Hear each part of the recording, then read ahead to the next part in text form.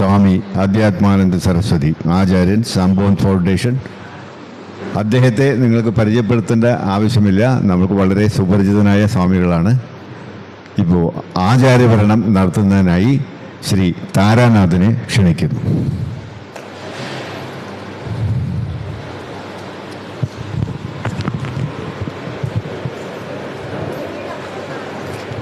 കഴുത്തിലിട്ട് കൊടുത്താൽ കഴുത്തിലിട്ട്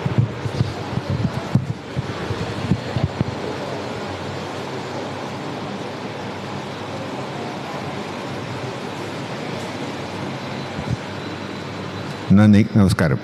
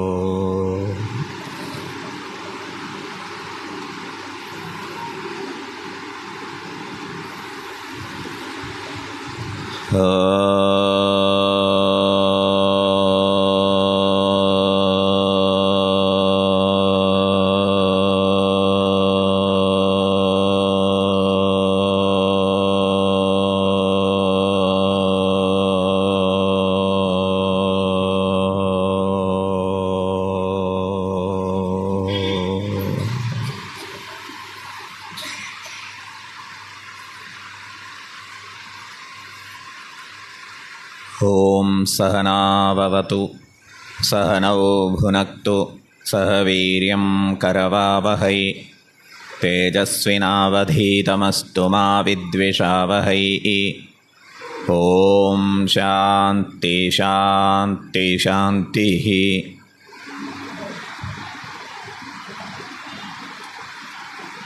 ഓം വാഗീശാദ്യാ സുമനസ സർവാർത്ഥാനാമുപക്രമേ യന്നത്വാ കൃതകൃത്യാ സ്യുഃ തന്നമാമി ഗജാനനം. ദോർഭിർയുക്താ ചതുർഭിः സ്ഫടികമണിമയീം അക്ഷമാലാം ദധാനാ ഹസ്തേനൈകേന പദ്മം സിതമപി ച ശുകം പുസ്തകം ചാപരേണ. ഭാസാ കുന്ദേന്ദുശംഖസ്ഫടികമണിനിഭा ഭാസമാനാ സമാനാ സാ മേ വാഗ്ദേവതേയം നിവസതു വദനെ സർവദാ സുപ്രസന്നാ. ബ്രഹ്മാനന്ദം പരമസുഖദം കേവലം ജ്ഞാനമൂർത്തിം ദ്വന്ദ്വാതീതം ഗഗനസദൃശം തത്വമസ്യാദിലക്ഷ്യം.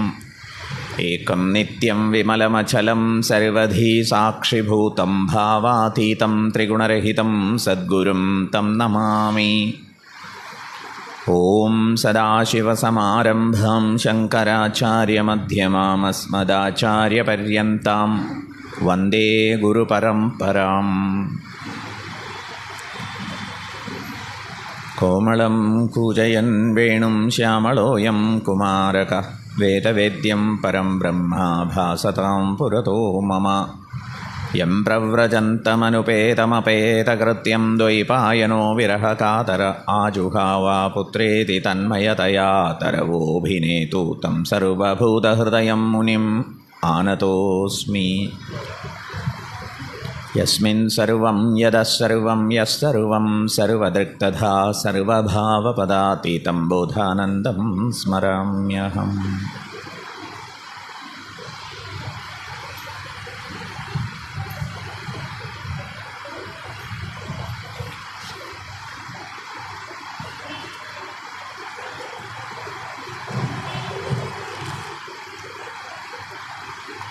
ഹരി ഓം.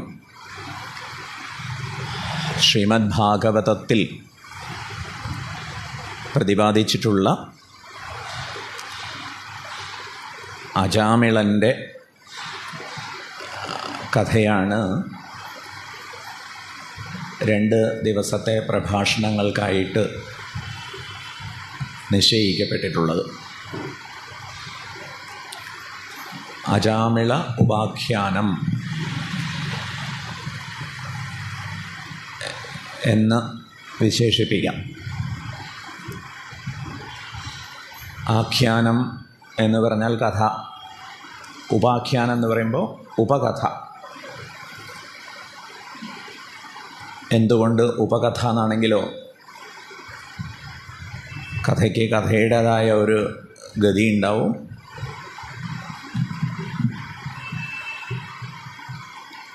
ആ കഥാഗതിയിൽ വരുന്ന മുഖ്യ കഥകളുണ്ട്. ഇത് ഉപകഥയാണ് എന്നതുകൊണ്ട് ഉപാഖ്യാനം,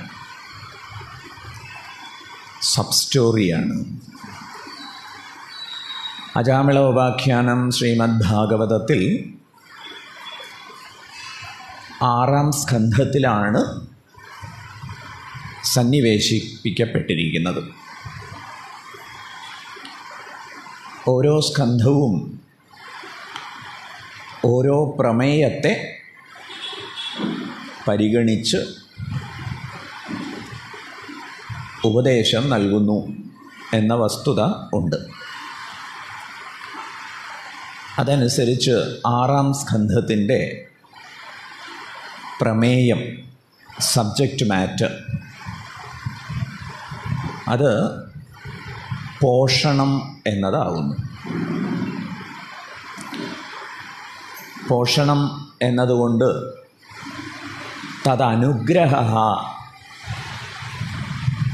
അങ്ങനെ ഒരു വ്യാഖ്യാനം നൽകപ്പെട്ടതനുസരിച്ച് സർവേശ്വരൻ്റെ അനുഗ്രഹത്തെ, സവിശേഷ അനുഗ്രഹത്തെ പ്രതിപാദിക്കുന്ന സ്കന്ധമാകുന്നു 6-ാം സ്കന്ധം. ഈ 6-ാം സ്കന്ധത്തിൽ ആദ്യ 3 അധ്യായങ്ങളിലായിട്ടാണ് അജാമിളൻ്റെ ഉപാഖ്യാനത്തെ പ്രതിപാദിച്ചിട്ടുള്ളത്. തുടർന്ന് വിശ്വരൂപൻ്റെ ആഖ്യാനമുണ്ട്, വൃത്രാസുരൻ്റെ കഥയുണ്ട്, മരുത്തുക്കളുടെ ഉത്പത്തിയെ സംബന്ധിക്കുന്ന പ്രതിപാദനവും ഉണ്ട്. ഇങ്ങനെ 19 അധ്യായങ്ങളിലായിട്ട് 6-ാം സ്കന്ധം പരിലസിക്കുന്നു. വിശേഷ അനുഗ്രഹത്തെക്കുറിച്ച് പറയുമ്പോൾ സാമാന്യ അനുഗ്രഹം അല്ലെങ്കിൽ സാമാന്യ കൃപ അത് ചൂണ്ടിക്കാണിക്കേണ്ടതുണ്ട്. സാമാന്യ കൃപ, വിശേഷ കൃപ എന്ന കൃപ 2 പ്രകാരം. സാമാന്യകൃപ എന്ന് പറയുന്നത് നമുക്ക് സുലഭമായി ലഭിച്ചുകൊണ്ടിരിക്കുന്ന എല്ലാ അനുഗ്രഹങ്ങളും സർവേശ്വരൻ്റെ സാമാന്യകൃപയിൽ പെടുന്നു. എന്തിനാണ് സർവേശ്വരൻ നമ്മെ അനുഗ്രഹിക്കുന്നത്? അപവർഗത്തിന് വേണ്ടി ഭഗവാൻ നമ്മെ അനുഗ്രഹിക്കുന്നു. ഭോഗത്തിന് വേണ്ടിയും അനുഗ്രഹിക്കുന്നു. സർവേശ്വരൻ എന്തിന് സൃഷ്ടി നിർവഹിക്കുന്നു എന്ന ചോദ്യത്തിന് പ്രാണിവർഗത്തിൻ്റെ ഭോഗ അപവർഗാർത്ഥം എന്നാണ് ഉത്തരം. പ്രാണിവർഗത്തിൻ്റെ ഭോഗത്തിന് വേണ്ടി സൃഷ്ടി, അപവർഗത്തിന് വേണ്ടിയും സൃഷ്ടി. ഭോഗം പ്രവൃത്തി സംബന്ധിയായിട്ടുള്ള കാര്യമാണ്. അപവർഗമാകട്ടെ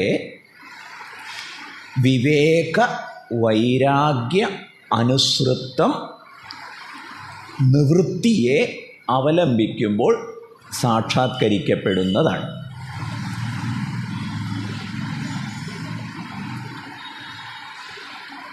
പ്രളയത്തിന് ശേഷം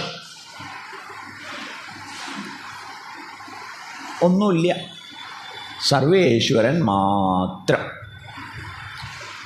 സദേവ അഗ്രേ ആസീത്, സർവേശ്വരൻ മാത്രം. ആ സർവേശ്വരൻ പക്ഷേ സൃഷ്ടിയെ ചെയ്യുന്നു. യഥാപൂർവം അകൽപ്പയത്, നേരത്തെ എപ്രകാരമോ അപ്രകാരം. അപ്പോൾ അതിനു മുമ്പും സൃഷ്ടി ഉണ്ടായിട്ടുണ്ട്. ആദ്യ സൃഷ്ടിയെ സംബന്ധിക്കുന്ന ചോദ്യം അസംബന്ധമാണ് എന്നാണ് നമ്മൾ മനസ്സിലാക്കേണ്ടത്. അസംബന്ധമാവുന്നത് നമുക്ക് സമ്മതമായ കാര്യമല്ല. എന്തിനെക്കുറിച്ചാണ് നമ്മൾ അസംബന്ധം എന്ന് പറയുക? യുക്തിരഹിതമായത്, ശാസ്ത്രീയമല്ലാത്തത്, അതാണ് അസംബന്ധം. അങ്ങനെയാണെങ്കിൽ സൃഷ്ടിയെ സംബന്ധിച്ച് ആദ്യ സൃഷ്ടി എന്ന്, എപ്പോൾ, എങ്ങനെ എന്ന ചോദ്യം അസംബന്ധമാവുന്നു എന്ന് വരുമ്പോൾ അത് യുക്തിരഹിതമാണോ? ഉത്തരം അല്ല, യുക്തി അതീതമാണ്. അശാസ്ത്രീയമാണോ? അല്ല, ശാസ്ത്രങ്ങളുടെ മുഴുവൻ ശാസ്ത്രത്തെ യുക്തി അധിഷ്ഠിതമായി മനസ്സിലാക്കാൻ നമ്മുടെ പരിമിതമായ ബുദ്ധിശക്തിക്ക് സാമർഥ്യമില്ല. അതുകൊണ്ടാണ് യുക്തി അതീതമെന്ന് പറയുന്നത്. അതുകൊണ്ടാണ് അശാസ്ത്രീയമെന്ന് തോന്നുന്നത്. മനസ്സിലാവുന്നില്ലേ? ഈ ഒരു പ്രശ്നം ഇന്നത്തെ ശാസ്ത്രചിന്തയ്ക്കും ബാധകമാവുന്നുണ്ട്. ഈ വിഷയത്തിൽ സ്വാമി നടത്തുന്ന പരാമർശം ശാസ്ത്ര വിദ്യാർത്ഥികളുമായി സംസാരിച്ച് ഉറപ്പിച്ചോളൂ. സ്വാമി പറഞ്ഞതാണ് എന്ന് പറയണ്ട. കേട്ടില്ലേ? ഒരു സ്വാമി ഇങ്ങനെ പറയണ്ടായി എന്ന് പറഞ്ഞാൽ അപ്പം തന്നെ അവർ ചിലപ്പോൾ നിഷേധിക്കാൻ സാധ്യതയുണ്ട്. കാരണം അവരുടെ ഒരു കടുത്ത മുൻവിധി, സ്വാമിമാർ വലിയ ശാസ്ത്രബോധമൊന്നുമില്ലാത്തവർ, പുരാണങ്ങളും അതുപോലെ പഴഞ്ചൻ തത്വചിന്തയുമൊക്കെ ആയിട്ട് കഴിയുന്നവർ, അവർ കയറി മേയേണ്ട ഇടമല്ല സയൻസിൻ്റെ വഴി. അവർ കയറി അഭിപ്രായം പറയുന്നത് ഉചിതമല്ല. അതൊക്കെ അന്വേഷിക്കാനും കണ്ടെത്താനും അഭിപ്രായം പറയാനും ഒക്കെയല്ലേ ഞങ്ങളിവിടെ. സ്വാമിമാർ 4 നാമം ജപിക്കുന്ന കാര്യമൊക്കെ പറഞ്ഞിരുന്നോട്ടെ. ഇങ്ങനൊരു കടുത്ത മുൻവിധിയുണ്ട്. ആ മുൻവിധിയിൽപ്പെട്ട് നമ്മുടെ ഒരു അന്വേഷണ ഔത്സുക്യം തകർക്കപ്പെടാതിരിക്കട്ടെ. അതുകൊണ്ട് സൃഷ്ടിയെ സംബന്ധിച്ച് അല്ലെങ്കിൽ ക്രിയേഷനെ സംബന്ധിച്ച് ശാസ്ത്രത്തിൻ്റെ ഒരു പക്ഷം അന്വേഷിച്ച് നോക്കുക.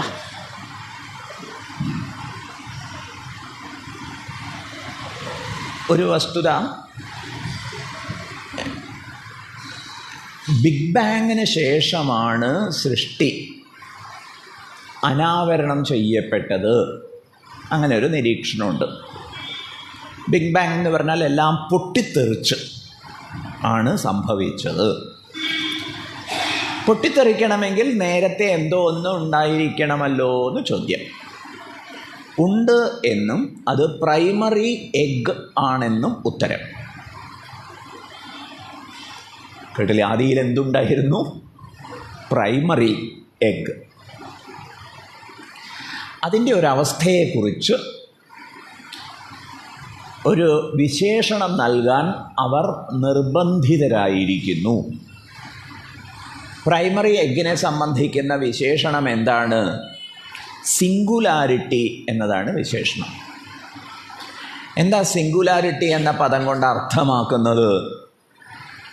ദേശകാല പരികൽപ്പനകൾക്ക് അപ്പുറത്തുള്ളത്. It's beyond time and space concepts.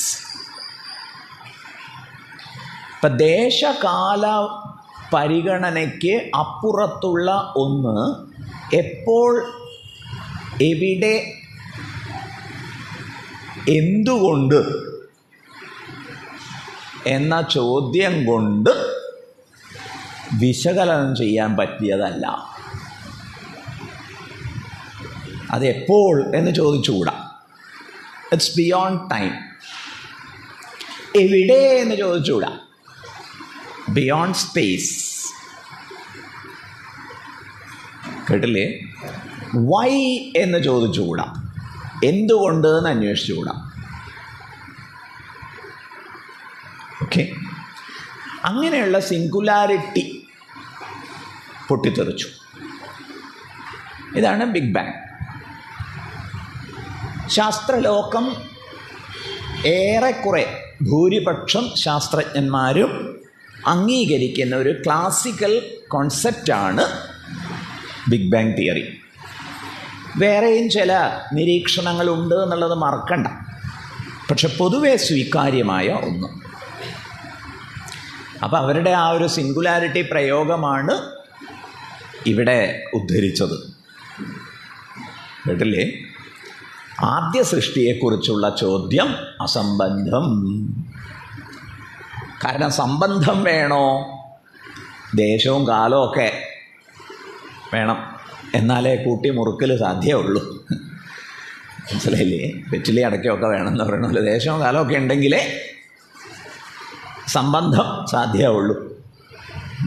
ഇവിടെ സംബന്ധം ഇല്ല. അതുകൊണ്ട് അത് അസംബന്ധം. അപ്പോൾ സൃഷ്ടിയെക്കുറിച്ച് നമ്മൾ എന്താ ആലോചിക്കേണ്ടത്? ഇപ്പോൾ സൃഷ്ടി ഉണ്ടല്ലോ. ഉവ്വ്. ആരാ അതൊക്കെ സൃഷ്ടിച്ചത് എന്നാണെങ്കിലോ സർവേശ്വരൻ. എന്തിനാണ് സർവേശ്വരൻ സൃഷ്ടിച്ചത്? നമുക്ക് ഉപകാരമാവട്ടെ ചേട്ടാ.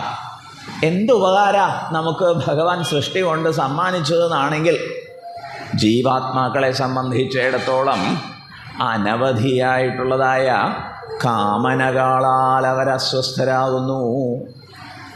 ആ കാമനകളെയൊക്കെ നിവർത്തിച്ചുകൊണ്ട് സംതൃപ്തി അടയട്ടെ എന്ന് കരുതിയാണ് സൃഷ്ടിച്ചത്. അതുകൊണ്ട് ഇന്ദ്രിയങ്ങൾ തന്നനുഗ്രഹിച്ചിട്ടുണ്ട്. ഈ ഇന്ദ്രിയങ്ങളിലൂടെ ഭോഗത്തെ ധാരാളമായിട്ട് ചെയ്തുകൊള്ളുക. കേട്ടില്ലേ? ഭോഗം. അങ്ങനെ ഭോഗമൊക്കെ ചെയ്ത് ഇവിടെ ജീവിക്കുമ്പോൾ ഭോഗജീവിതം നയിക്കുമ്പോൾ ആലോചനയെ കൂടി അനുബന്ധമായി പുലർത്തിയാൽ ആലോചനാപൂർവക ഭോഗം. എന്താലോചന? വിവേകാധിഷ്ഠിത ആലോചന. എന്താ വിവേകാധിഷ്ഠിതം എന്ന് പറഞ്ഞാൽ? എന്തിനെ സംബന്ധിച്ചും ചില ചോദ്യങ്ങളൊക്കെ ചോദിക്കുക. ഇപ്പം സുഖം നേടാൻ വേണ്ടിയാണല്ലോ ഭോഗത്തിന് വേണ്ടി ഞാൻ ഉദ്യമിക്കുന്നത്. കിട്ടുന്നുണ്ടോ? കിട്ടും എന്നുള്ള വിചാരത്തെയാണ് വാസന എന്ന് പറയുന്നത്. മനസ്സിലായില്ലേ? ഇന്നത് അനുഭവിച്ചാൽ സുഖമുണ്ടാവും എന്ന് നേരത്തെ ഒരനുഭവത്തിൻ്റെ പശ്ചാത്തലത്തിൽ അങ്ങോട്ട് ചിന്തിക്കുക. ഇതാണ് വാസന, ലളിതമായിട്ട് പറഞ്ഞാൽ. അതിനനുസരിച്ചാണ് നമ്മൾ ഭോഗത്തിൽ മുഴുകുക. അങ്ങനെ ഭോഗം ചെയ്ത് കഴിയുമ്പോൾ, ഏതെങ്കിലും ഒരു വിഷയത്തിൻ്റെ ഭോഗത്തെ സാധിക്കുമ്പോൾ നേരത്തെ കിട്ടും എന്നൊരു മുൻവിധി ഉള്ളതുകൊണ്ട് കിട്ടി എന്നൊരു തോന്നലാവും ഉപരിപ്ലവമായിട്ട് ഉണ്ടാവുക. മനസ്സിലായില്ലേ? കിട്ടി എന്നൊരു തോന്നലാവും ഉപരിപ്ലവമായിട്ട് ഉണ്ടാവുക. കിട്ടിയോ എന്ന് പരിശോധിക്കുന്നതിനെയാണ് വിവേകാധിഷ്ഠിത ചിന്ത എന്ന് പറയുക. കിട്ടി എന്നാണ് ഉത്തരമെങ്കിൽ എത്ര ശതമാനം പ്രതീക്ഷിച്ച് അത്രയും കിട്ടുണ്ടായോ? അത്രയൊന്നുമില്ല. ആട്ടെ, കിട്ടിയത് എത്ര കാലം നിലനിൽക്കുന്നുണ്ട് എന്നും ചോദ്യം. അതിപ്പോൾ ഇതാന്ന് പറഞ്ഞപ്പോഴേക്ക് തീർന്നുല്ലോ.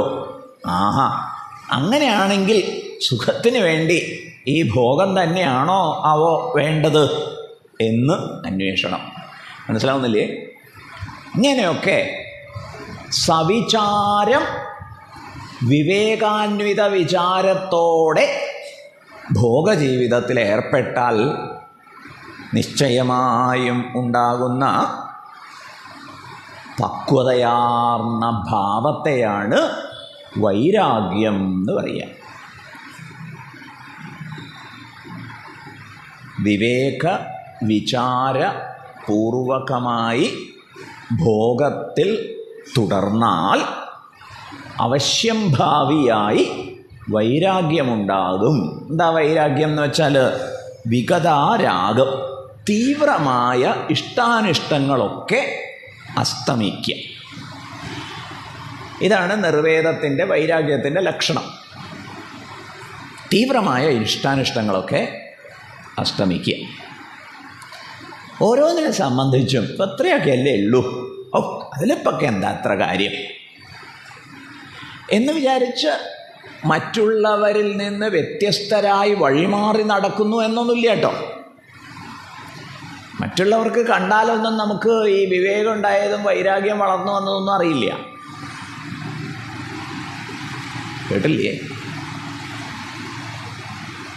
കാലത്തെണീറ്റ് കഴിഞ്ഞാൽ മറ്റുള്ളവർ ചെയ്യുന്നത് പോലെയൊക്കെ നമ്മൾ കാര്യങ്ങൾ ചെയ്യും. വൈരാഗ്യമായ ശേഷം പല്ല് തേക്കൽ വേണ്ടാന്ന് വെച്ചു, കുളി വേണ്ടാന്ന് വെച്ചു, അങ്ങനെയൊന്നുമില്ല. പല്ല് തേക്കണു, കുളിക്കണു. ബ്രേക്ക്ഫാസ്റ്റ് വേണ്ട.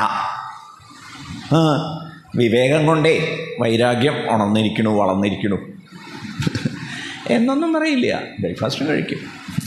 മനസ്സിലായില്ലേ? അത് കഴിഞ്ഞിട്ട് ഇന്ന് എന്തൊക്കെയാ ചെയ്യേണ്ടത് എന്ന് ആലോചിക്കണം. ഒരു കല്യാണത്തിന് പോകണം. വൈരാഗ്യം വന്ന ആളിനി കല്യാണത്തിനൊന്നും പോകുന്നില്ല എന്നൊന്നുമില്ല, അതിനൊക്കെ പോകും. പിന്നെ എന്തേ വിശേഷം? തീവ്രമായ ഇഷ്ടാനിഷ്ടങ്ങളുടെ സ്വാധീനം ഇല്ല. കേട്ടില്ലേ? ലാഭ നഷ്ട ജയ പരാജയ ശീത ഉഷ്ണ സുഖ ദുഃഖ മാന അപമാന, ഈ പ്രയോഗങ്ങളൊക്കെ സുപരിചിതമാണ്. നമ്മുടെ ജീവിതയാത്ര ഇതിലൂടെയാണ് പോണത്, പുരോഗമിക്കണത്. ശരിയല്ലേ? ഇന്നലെ ലാഭമുണ്ടായി, അതൊക്കെ ഹോസ്പിറ്റലിൽ കൊണ്ടുപോയി കൊടുത്തു, നഷ്ടമായി.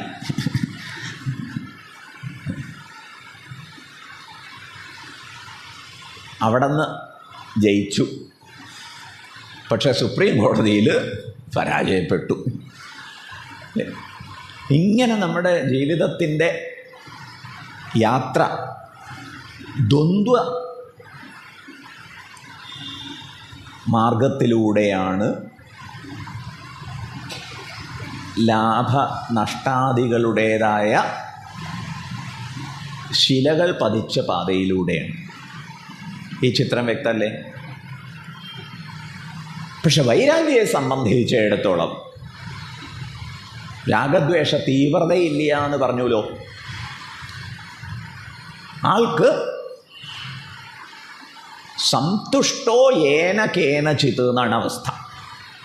ഏന കേനചിത് സന്തുഷ്ട, എന്തെങ്ങനെയൊക്കെ ആയാലും ശരി, ആളുടെ ദോഷത്തിന്, തുഷ്ടിക്ക്, സന്തോഷത്തിന് ഒരു ഏറ്റക്കുറച്ചിലും ഇല്ല. വൈരാഗ്യമേവ അഭയം എന്നൊരു പ്രയോഗമുണ്ട്. വൈരാഗ്യം തന്നെയാണ് അഭയം. വൈരാഗ്യത്തിൽ എന്തില്ല? ഭയത്തിന് ന്യായമില്ല. വൈരാഗ്യബുദ്ധി ഉറച്ച ഒരാളെ ഭയപ്പെടുത്താൻ ആർക്ക് സാധിക്കും? കാരണം എന്താണ്? ഇഷ്ടാനിഷ്ടങ്ങൾ അവരെ ഭരിക്കുന്നില്ല. മനസ്സിലായില്ലേ? അങ്ങനെയുള്ളവർക്ക് പ്രവൃത്തി മാർഗമല്ല ഉപദിഷ്ടമായിട്ടുള്ളത്. അങ്ങനെയുള്ളവർ ഏത് മാർഗത്തെ അവലംബിക്കണം? നിവൃത്തി മാർഗത്തെ അവലംബിക്കണം. അതുകൊണ്ട് അവർക്ക് എന്ത് നേട്ടമുണ്ടാകും? നിവൃത്തി മാർഗത്തിൽ ചരിക്കുന്നത് കൊണ്ട് അവർക്ക് നിശ്രേയസം വന്ന് ഭവിക്കും. മോക്ഷപ്രാപ്തി ഉണ്ടാവും. വീണ്ടും വിവേകാന്വിത വൈരാഗ്യ നിഷ്ഠ കൊണ്ട് പ്രവൃത്തി മാർഗത്തിൽ നിന്ന് നിവൃത്തി മാർഗത്തിലേക്ക്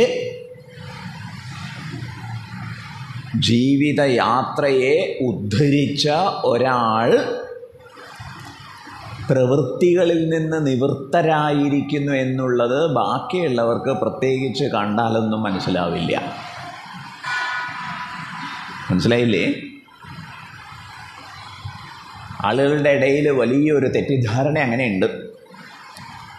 വൈരാഗ്യനിഷ്ഠന്മാർ പ്രവൃത്തി മാർഗത്തിൽ യാതൊരു ഫലവും കാണാത്തവർ, കിം പ്രജയ കിം അനേന ധനേന, ഈ പ്രജകളെ കൊണ്ട് എന്ത് കാര്യം, ധനം കൊണ്ടെന്ത് വിശേഷം എന്നിങ്ങനെയൊക്കെ ഉറപ്പ് വന്നവർ നിവൃത്തി മാർഗാവലംബികളാണ്. അവരവലംബിച്ചിരിക്കുന്നത് നിവൃത്തി മാർഗത്തെയാണ്. അങ്ങനെ നിവൃത്തി മാർഗത്തെ അവലംബിച്ചവരും മറ്റുള്ളവരുടെ ദൃഷ്ടിയിൽ ഒരു പുതുമയും ഉള്ളവരായിക്കൊള്ളണമെന്നില്ല. നമ്മുടെ ഒരു തെറ്റിദ്ധാരണ എന്താണ്? നൈഷ്കർമ്മ്യം എന്ന് പറയും. കർമ്മസന്യാസത്തെ ചെയ്തവരെ, കർമ്മങ്ങളെയൊക്കെ ഉപേക്ഷിച്ചവരെ ആരാകുന്നു? നിവൃത്തി മാർഗ പരന്മാരാണ്. നിവൃത്തി മാർഗത്തെ അവലംബിക്കുന്നവരാണ്. അങ്ങനെ നിവൃത്തി മാർഗത്തെ അവലംബിക്കുന്ന കർമ്മങ്ങളെ ഉപേക്ഷിച്ചവരെ കുറിച്ച് നമ്മുടെ ഒരു ധാരണ എന്താണ്? അവർ നിഷ്ക്രിയരായിരിക്കും എന്നുള്ളതാണ് ധാരണ. അങ്ങനെ അവർ നിഷ്ക്രിയരല്ല. മനസ്സിലായില്ലേ? അവരും നമ്മളെപ്പോലെയൊക്കെ പറഞ്ഞതുപോലെ പല്ല് തേക്കും, കുളിക്കും, ഭക്ഷണം കഴിക്കും, ജോലികൾക്കൊക്കെ പോകുന്നുണ്ടാവും. അപ്പം എങ്ങനെ ഒരു കാമിയെ, കർമ്മിയെ നൈഷ്കർമ്മ്യ ഭാവത്തിൻ്റെ നിരന്തര ആനന്ദം നുകരുന്ന ആളിൽ നിന്ന് വേറിട്ട് മനസ്സിലാക്കാൻ സാധിക്കുമെന്ന് ചോദിച്ചാൽ ബാഹ്യലക്ഷണങ്ങളെ കൊണ്ട് അറിയാൻ പറ്റില്ല എന്ന് മനസ്സിലാക്കിക്കൊള്ളണം. കേട്ടില്ലേ? ബാഹ്യലക്ഷണങ്ങളെ കൊണ്ട് അറിയാൻ പറ്റിയെന്ന് വരില്ല. അങ്ങനെ പ്രകടമായ എന്തെങ്കിലും ഒന്നൊന്നും കാണിച്ചു എന്ന് വരില്ല. മനസ്സിലായില്ലേ? പിന്നെയോ നിവൃത്തിപരന്മാരായ നിരന്തര ആനന്ദം അനുഭവിച്ചു കൊണ്ടിരിക്കുന്ന വൈരാഗ്യാന്വിത വിവേകത്തിൻ്റെ വഴിയിലൂടെ സഞ്ചരിച്ച് തത്വബോധം നേടി നിവൃത്തിപരന്മാരും നൈഷ്കർമ്മ്യ സിദ്ധി സ്വന്തമാക്കിയവരും നിരന്തര ആനന്ദം അനുഭവിക്കുന്നവരും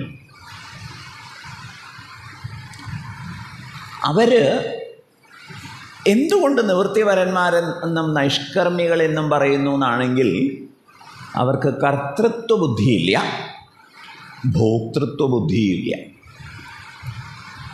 മനസ്സിലായില്ലേ? അവരുടെ ശരീരാദികളാവട്ടെ പ്രാരബ്ധാനുസൃതം വ്യാപരിക്കും, വ്യവഹരിക്കും. ഇതാണ് നമ്മൾ പ്രത്യേകം മനസ്സിലാക്കേണ്ട പാഠം. അതുകൊണ്ട് ഒരു ഘട്ടത്തിലും ചെയ്തു വരുന്ന കാര്യങ്ങളൊന്നും ഉപേക്ഷിക്കുന്ന വിഡ്ഢിത്തം കാണിച്ചു കളയരുത്. കേട്ടില്ലേ? അവർ ശരീരേന്ദ്രിയ മനോബുദ്ധികളെ കൊണ്ട് കർമ്മം ചെയ്യുമ്പോഴും ന കിഞ്ചിത് കരോമീതി യുക്തോ മന്യേത തത്വവിത്ത്. തത്വവിത്തായിട്ടുള്ള ആൾ എന്ത് മനസ്സിലാക്കുന്നു? ന കിഞ്ചിത് കരോമി, I am not doing anything, ഞാനൊന്നും ചെയ്യുന്നില്ല തന്നെ. ഈ നിഷ്ഠ വന്നവരാണ് നൈഷ്കർമ്മികൾ. ഓക്കെ, അപ്പം അങ്ങനെ ഒരു മോക്ഷത്തിനുള്ള അവസരവും ഭഗവാൻ സൃഷ്ടിയിൽ ഒരുക്കി തന്നിരിക്കുന്നു. എന്തിനുള്ള അവസരങ്ങളൊക്കെയാണ്? എന്തിനൊക്കെയുള്ള അവസരങ്ങളാണ്? ഭോഗാർത്ഥം, അപവർഗാർത്ഥം. അപവർഗം, പവർഗം എന്ന് പറഞ്ഞാൽ പ ഫ ബ ഭ മ, പവർഗം. ഇത് ചില ആചാര്യന്മാരുടെ ഒരു രസകരമായ നിരീക്ഷണമാണ്. അപവർഗം എന്ന് പറഞ്ഞാൽ മോക്ഷമാണല്ലോ. എൻ്റെ അപവർഗം എന്ന് പറയുന്നത് സംബന്ധിയായിട്ടുള്ള, പവർഗ സംബന്ധിയായിട്ടുള്ള കാര്യങ്ങളൊന്നും ഇവരെ ബാധിക്കുന്നില്ല. പാപം,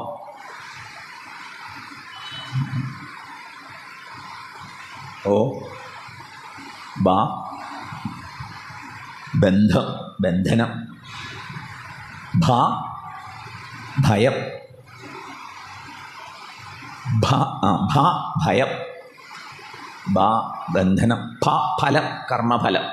ഇപ്പം പാപം, കർമ്മഫലം, ബന്ധനം, ഭയം, മരണം. മോക്ഷ പ്രാപ്തി സാധിച്ചിട്ടുള്ളവരിൽ പവർഗത്തിന് സ്വാധീനമില്ല. അതുകൊണ്ട് അവരാരായി? അപവർഗനിഷ്ഠന്മാരായി മോക്ഷം നേടി. ഓക്കെ, നമ്മളാണെങ്കിലോ അപവർഗികളല്ല, പിന്നെയോ പവർഗികളാണ്. കേട്ടില്ലേ? ഏതായാലും ഭഗവാൻ നമുക്ക് വേണ്ടി ലോകത്തെ സൃഷ്ടിച്ചിരിക്കുന്നു, ഡിസൈൻ ചെയ്തിരിക്കുന്നു. അതുകൊണ്ട് ഇവിടെ ഭോഗത്തിൽ മുഴുകുമ്പോൾ എന്ത് തീരുമാനിച്ചോളണം? വിവേകത്തെ ഉണർത്തി നിർത്തി ഭോഗം ചെയ്യാം എന്ന് തീരുമാനിച്ചോളണം. കേട്ടില്ലേ? അങ്ങനെ വിവേകത്തെ ഉണർത്തി നിർത്തി ഭോഗം ചെയ്താലോ വൈരാഗ്യം വളർന്നു വന്നുകൊണ്ടേയിരിക്കും. ഈ വൈരാഗ്യപ്രാപ്തിയുടെ ഒരു ഘട്ടത്തിലോ തത്വജ്ഞാനത്തിനുള്ള താല്പര്യം തീവ്രമായിരിക്കും, യോഗ്യതയും കൈവരും. തത്വസാക്ഷാത്കാരം നേടിയാലോ മുക്തനായി. മുക്തനായ ഒരാൾ ഒന്നും ചെയ്യുന്നില്ല എന്ന് ബാഹ്യലക്ഷണം കാണിക്കില്ല. അവർ ചെയ്യുന്നതിന് എന്താ ന്യായം? പാടിപ്പുകഴ്ത്തപ്പെട്ടിട്ടുള്ള ന്യായം അവർ ലോകസംഗ്രഹമായിട്ട് ചെയ്യുന്നു എന്നാണ്. ഓക്കെ, അല്ലാതെ അവരുടെ ഒരാവശ്യത്തിന് വേണ്ടി ഒന്നും ചെയ്യുന്നില്ല. നമേ പാർത്ഥാസ്തി കർത്തവ്യം ത്രിഷു ലോകേഷു കിഞ്ചന. എനിക്ക് ഈ ലോകത്തിൽ ഒന്നും തന്നെ ചെയ്യേണ്ടതായിട്ടില്ല അർജുന. പക്ഷേ വർത്തയേവച കർമ്മണി, ഞാൻ കർമ്മരംഗത്ത് തന്നെ വർത്തിക്കുന്നു എന്ന് ഭഗവാൻ പറഞ്ഞിട്ടുള്ളത് പ്രമാണം. ജനക മഹാരാജാവിനെ നോക്കൂ. കർമ്മണൈവ ഹി സംസിദ്ധിമാസ്ഥിതാ ജനകാദയ. കർമ്മം കൊണ്ട് തന്നെയാണ് അവരൊക്കെ സംസിദ്ധിയെ പ്രാപിച്ചിട്ടുള്ളത്. അതുകൊണ്ട് അർജുന, ലോകസംഗ്രഹമേവാർത്ഥം, ലോകസംഗ്രഹമായിട്ടാണെങ്കിലും കർമ്മം ചെയ്യൂ. ഇതാണ് ആഹ്വാനം. അതുകൊണ്ട് നമുക്ക് വ്യതിചലനം ഉണ്ടാവാതിരിക്കട്ടെ. ചെയ്യുന്നത് അവസാനിപ്പിക്കുന്നതിനെക്കുറിച്ച് ഒരിക്കലും ചിന്തിക്കേണ്ട. പക്ഷേ വിവേകമുണർത്തി നിർത്തുന്നതിനെ സംബന്ധിച്ച്, വൈരാഗ്യത്തെ ആർജിക്കുന്നതിനെ സംബന്ധിച്ച്, തത്വബോധം നേടുന്നതിനെ സംബന്ധിച്ച് ഉത്സാഹം ഉണ്ടാവട്ടെ, ശ്രദ്ധയുണ്ടാവട്ടെ. ഇത്രയും മനസ്സിലായി എന്ന് വിചാരിക്കട്ടെ. ഇതിൽ സാമാന്യ കൃപയുടെ വിശേഷമാവുന്നു ഭോഗജീവിതത്തിന് വേണ്ടി ഭഗവാൻ അനുഗ്രഹിച്ച് നൽകിയിട്ടുള്ള എല്ലാ കാര്യങ്ങളും. സാമാന്യ കൃപ അതാർക്കും പ്രത്യേകിച്ച് നിഷേധിക്കപ്പെട്ടിട്ടില്ല. ഭഗവാന്റെ സാമാന്യ കൃപ കൊണ്ടാണ് നമ്മൾ ശ്വാസോച്ഛ്വാസം ചെയ്യുന്നത്. ഭഗവാന്റെ സാമാന്യ കൃപ കൊണ്ടാണ് നമ്മൾ കഴിച്ച ആഹാരമൊക്കെ ദഹിക്കുന്നത്. അപ്പോൾ ദഹനക്കേട് വരുന്നതോ? നോട്ടക്കുറവുണ്ട്. മനസ്സിലായില്ലേ? ഭഗവാന്റെ സാമാന്യ കൃപ.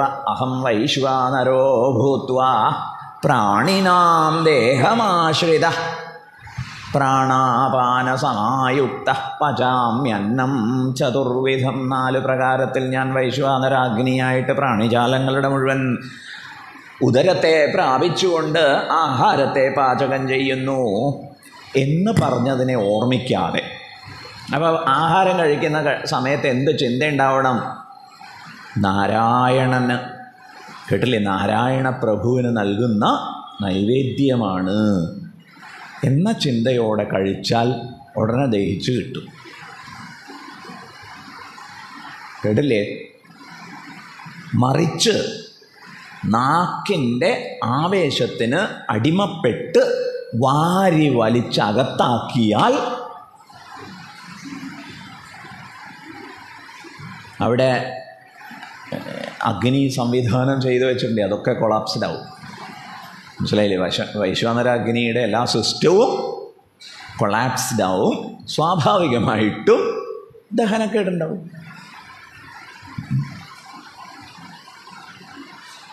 ഈ ദഹനക്കേട് വരുന്ന സമയത്ത് വയറിളക്കം ഉണ്ടാക്കി അതൊക്കെ ക്ലീൻ ചെയ്യാൻ ഭഗവാൻ തന്നെ ഉദ്യമിക്കും. പക്ഷെ എന്നിട്ടും നമ്മൾ കാര്യം മനസ്സിലാക്കി തിരുത്താൻ തയ്യാറാവുന്നില്ലെങ്കിലോ അങ്ങനെയാണ് പ്രശ്നം കൂടി കൂടി കൂടി കൂടി വരുന്നത്. എത്രയോ കുശലതയോടെ ഹൃദയം മിടിച്ചുകൊണ്ടിരിക്കുന്നു. പക്ഷെ നിങ്ങൾ അതും ഇതുമൊക്കെ കഴിച്ച് പല കണ്ടൻറ്റും നീക്കം ചെയ്യാൻ സാധിക്കാതെ, കേട്ടില്ലേ, നമ്മുടെ ഒരു ഈ പുറത്തേക്ക് കളയുന്നതിനെ മലവും മൂത്രവും അതിലൂടെ പല അനാവശ്യ ഘടകങ്ങളൊക്കെ പുറത്തേക്ക് കളയുന്നതിനുള്ള സിസ്റ്റമൊക്കെ ഉണ്ട്. ആ സിസ്റ്റമൊക്കെ അപകടത്തിലായി. അതുകൊണ്ട് എന്ത് സംഭവിച്ചു? രക്തക്കുഴലുകളിലൊക്കെ കൊഴുപ്പ് അടിഞ്ഞുകൂടി. അപ്പോൾ ഹൃദയം രക്തം പമ്പ് ചെയ്താലും പോകുന്നില്ല എന്നായി. അപ്പോഴാണ് സിഗ്നൽ തരുന്നത്, നെഞ്ചുവേദനയൊക്കെ ആയിട്ട്. ഇപ്പം നിങ്ങൾക്ക് തന്നെ കാണാൻ പറ്റും, അവരിങ്ങനെ കാണിച്ചു തരും, കണ്ടോ കണ്ടോ കണ്ടോ കണ്ടോ ബ്ലോക്കാണ് അല്ലേ, ഇത്ര ശതമാനം എന്നൊക്കെ കണക്കൊക്കെ പറഞ്ഞുതരും. പിന്നെ സ്റ്റണ്ട് എന്താണ് സ്റ്റണ്ട് ഇടലായി. ഇങ്ങനെ ഓരോരോ സ്റ്റണ്ട് ജീവിതത്തിൽ സ്റ്റണ്ട് ഇടുക, അങ്ങനത്തെ സ്റ്റണ്ടുകളൊക്കെ ആവശ്യമായി വരുന്നു. ഇതിനെ നമുക്ക് ഭഗവാനെ കുറ്റം പറയാൻ പറ്റുമോ? ഗംഭീരമായിട്ടുള്ളൊരു സിസ്റ്റമൊക്കെ ഉണ്ടാക്കി വെച്ചതാ, കൊളാക്കി കൈ കൊടുത്തു. ഹാർട്ട് അറ്റാക്ക്, ഹാർട്ട് നമ്മളെ കയറി അറ്റാക്ക് ചെയ്തു നോക്കിയാണ് ധ്വനിപ്പിക്കുക. ശരിക്കും ഹാർട്ടിൻ്റെ സുഗമമായ പ്രവർത്തനത്തെ തകിടം മറിച്ചതാരാ? എന്നിട്ടിങ്ങനെ കുറ്റപ്പെടുത്തുന്നത് നോക്കൂ.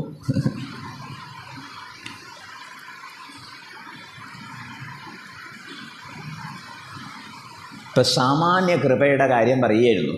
ഹൃദയം വെടിക്കുന്നത് സാമാന്യ കൃപ, വൃക്കകൾ ഭംഗിയായിട്ട് രക്തത്തിലെ അനാവശ്യ ഘടകങ്ങളെയൊക്കെ അരിച്ചു നീക്കുന്നത് സാമാന്യ കൃപ. കേട്ടില്ലേ? ഇത് എല്ലാവർക്കും സുഗമമായി ഭഗവാൻ അനുഗ്രഹിച്ച് ഉറപ്പാക്കുന്ന കാര്യമാകും.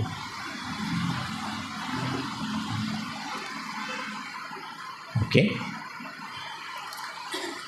ട്രെയിൻ അപകടം ഉണ്ടായി, നിങ്ങൾ രക്ഷപ്പെട്ടു. അതെന്ത് കൃപയാണ്? ഓ, സാമാന്യ കൃപ. അപകടത്തിൽ പെട്ട ബോഗികളിൽ കുരുങ്ങിപ്പോയി പലതരത്തിലുള്ള ബുദ്ധിമുട്ടുകൾക്കും വിധേയരായവർക്ക് ഭഗവാന്റെ കൃപയില്ല എന്നാണോ അർത്ഥം? അല്ല, അവർക്കും സാമാന്യ കൃപയുണ്ട്. പക്ഷേ കർമ്മവാസനാനുസൃതം ഒരുപാട് ഘടകങ്ങൾ അവിടെ അപഗ്രഥിക്കേണ്ടതുണ്ട്. ഇവിടെ ഒന്നും ഭഗവാന്റെ കൃപയെക്കുറിച്ച് കുറ്റം പറയുന്നത് ന്യായമല്ല. അവിടെ നമ്മൾ ഭഗവാനെ മനസ്സിലാക്കുന്ന കാര്യത്തിൽ, സർവേശ്വരനെ മനസ്സിലാക്കുന്ന കാര്യത്തിൽ പരാജയപ്പെട്ടു എന്നാണ് അർത്ഥം. ശ്രദ്ധിക്കണേ, ബസ്സിൽ മുൻ സീറ്റിൽ ഇരുന്നതാ, ഇടയ്ക്ക് തോന്നി എണീറ്റ് പിറകു പോയിരിക്കണം, പിറകു പോയിരുന്നു. ഒരു ആക്സിഡൻറ്റിൽ പെട്ടു, നിങ്ങൾ മുന്നിൽ അല്ലായിരുന്നു എന്നുള്ളത് കൊണ്ട് മാത്രം രക്ഷപ്പെട്ടു, ഈശ്വരൻ രക്ഷിച്ചു എന്ന് ഈ വിഷയത്തിൽ പോയി ആരോടും പറയരുത്. അങ്ങനെ പറഞ്ഞാൽ മുന്നിലിരുന്ന ആളെ ഈശ്വരൻ ശിക്ഷിച്ചു എന്ന് അർത്ഥം വരും. മനസ്സിലാവുന്നില്ലേ?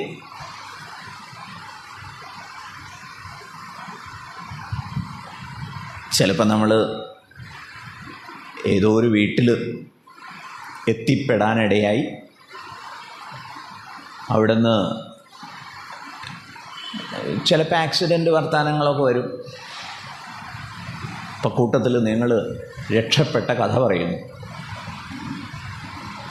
ഒരു പക്ഷേ ആ വീട്ടിലെ അംഗത്തിനായിരിക്കും അന്നത്തെ ആക്സിഡൻറ്റിൽ, അത് 5-8 വർഷം മുമ്പ് നടന്ന ആക്സിഡൻറ്റാണ്, ബസ് ആക്സിഡൻറ്റിൽ. അപ്പം നിങ്ങൾ രക്ഷപ്പെട്ട കഥ സർവേശ്വരൻ്റെ അനുഗ്രഹം കൊണ്ടാണ് അന്ന് ഗുരുവായൂരപ്പൻ രക്ഷിച്ചു എന്നാണ് നമ്മൾ വിളിച്ചു പറയുന്നത്.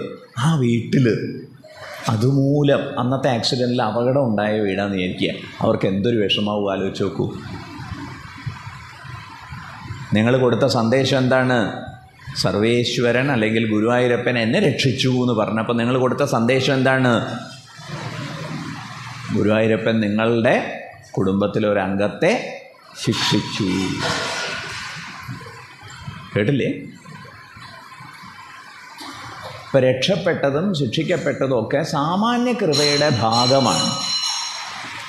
സാമാന്യ കൃപ പ്രപഞ്ച പദാർത്ഥങ്ങളുടെ ധർമ്മനിർവഹണമായിട്ടാണ് അനുഗ്രഹം ചൊരിയുക. മനസ്സിലാവുന്നില്ലേ? പ്രപഞ്ച പദാർത്ഥങ്ങളുടെ ധർമ്മനിർവഹണമായിട്ടാണ് അനുഗ്രഹം ചൊരിയുക എന്ന് പറഞ്ഞാൽ എന്താ അർത്ഥം? ധർമ്മത്തിൽ ഒരു വീഴ്ചയും ഒരു കാലത്തും വരുത്തുന്നില്ല.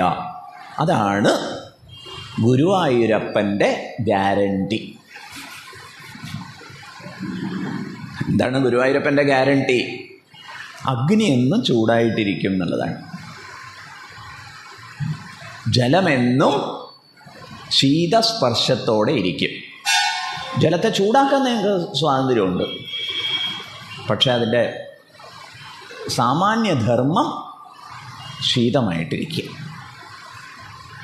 സൂക്ഷ്മമായിട്ട് പറയും മധുരമാണ് ജലത്തിൻ്റെ ഗുണം. ജലേ മധുര ഏവ, മധുരമായിട്ടിരിക്കും. കേട്ടില്ലേ? എല്ലാ രസങ്ങളും അറിയിക്കുന്ന ജലത്തിന് സഹജമായുള്ള രസം മധുരമാണ് എന്നാണ് നൈയായികന്മാരും സാഖ്യന്മാരും ഒക്കെ കണ്ടെത്തിയത്.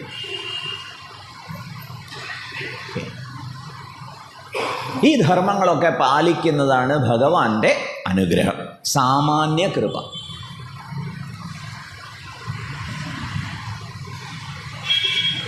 ഇപ്പം റെയിൽവേ ട്രാക്കിലെ ചില നട്ടും ബോൾട്ടുമൊക്കെ അഴിഞ്ഞു കിടക്കുകയായിരുന്നു.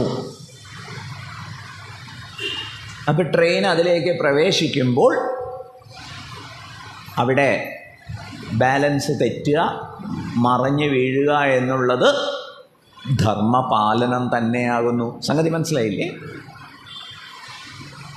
ഏറ്റവും പിറകിലുള്ള ബോഗിയിലായിരുന്നു നിങ്ങൾ, അതുകൊണ്ട് ഈ ആടി ഉലയൽ നിങ്ങളെ ബാധിച്ചില്ല എന്നുള്ളത് സാമാന്യ കൃപ തന്നെ. അവിടെ ബാധിച്ചതും ഇവിടെ ബാധിക്കാതിരിക്കുന്നതും ആകെ വ്യവസ്ഥയുടെ ഭാഗമായിട്ട് തന്നെയാണ്. സംഗതി മനസ്സിലാവുന്നില്ലേ? അതുകൊണ്ട് ഗുരുവായൂരപ്പൻ്റെ അനുഗ്രഹം എന്ന് പറയുകയാണെങ്കിൽ ശ്വാസോച്ഛ്വാസം തൊട്ട് എല്ലാം പറഞ്ഞുകൊള്ളണം. ഏതെങ്കിലും എടുത്തു പറയുന്നത് നോട്ടക്കുറവായി പോകും. ഈ സംഗതി മനസ്സിലാവുന്നുണ്ടോ?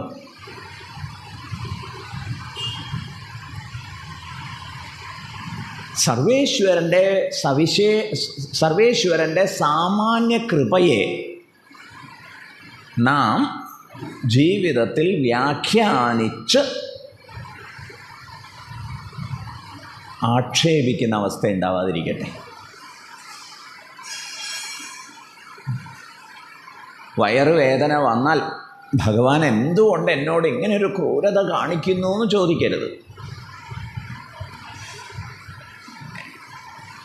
അന്തര അവയവങ്ങളുടെ വ്യവസ്ഥ മുഴുവൻ കൈമോശം വരാതെ കാത്തു സൂക്ഷിക്കുന്ന, ജാഗ്രതയോടെ പാലിക്കുന്ന ഭഗവാന്റെ കൃപയിൽ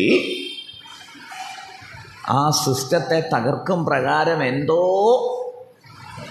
ഇടങ്കോലിട്ടത് ആരാ? നമ്മളാണ്. മനസ്സിലായില്ലേ? അപ്പം എനിക്ക് വയറുവേദന വന്ന ഒരു വിഷയത്തിൽ ഭഗവാന്റെ കണ്ണിലെ ബ്ലഡ് ടെസ്റ്റ് ചെയ്യുന്ന അവസ്ഥ വരരുത്. ഇല്ലേ? എന്താ നമ്മൾ പറയുക? വയറുവേദന വരുന്നു അല്ലെങ്കിൽ അങ്ങനെ എന്തെങ്കിലുമൊക്കെ ബുദ്ധിമുട്ടൊക്കെ വരുന്ന സമയത്ത് എന്താ നമ്മൾ പറയുക? ഭഗവാന് കണ്ണിൽ ചോരയില്ല.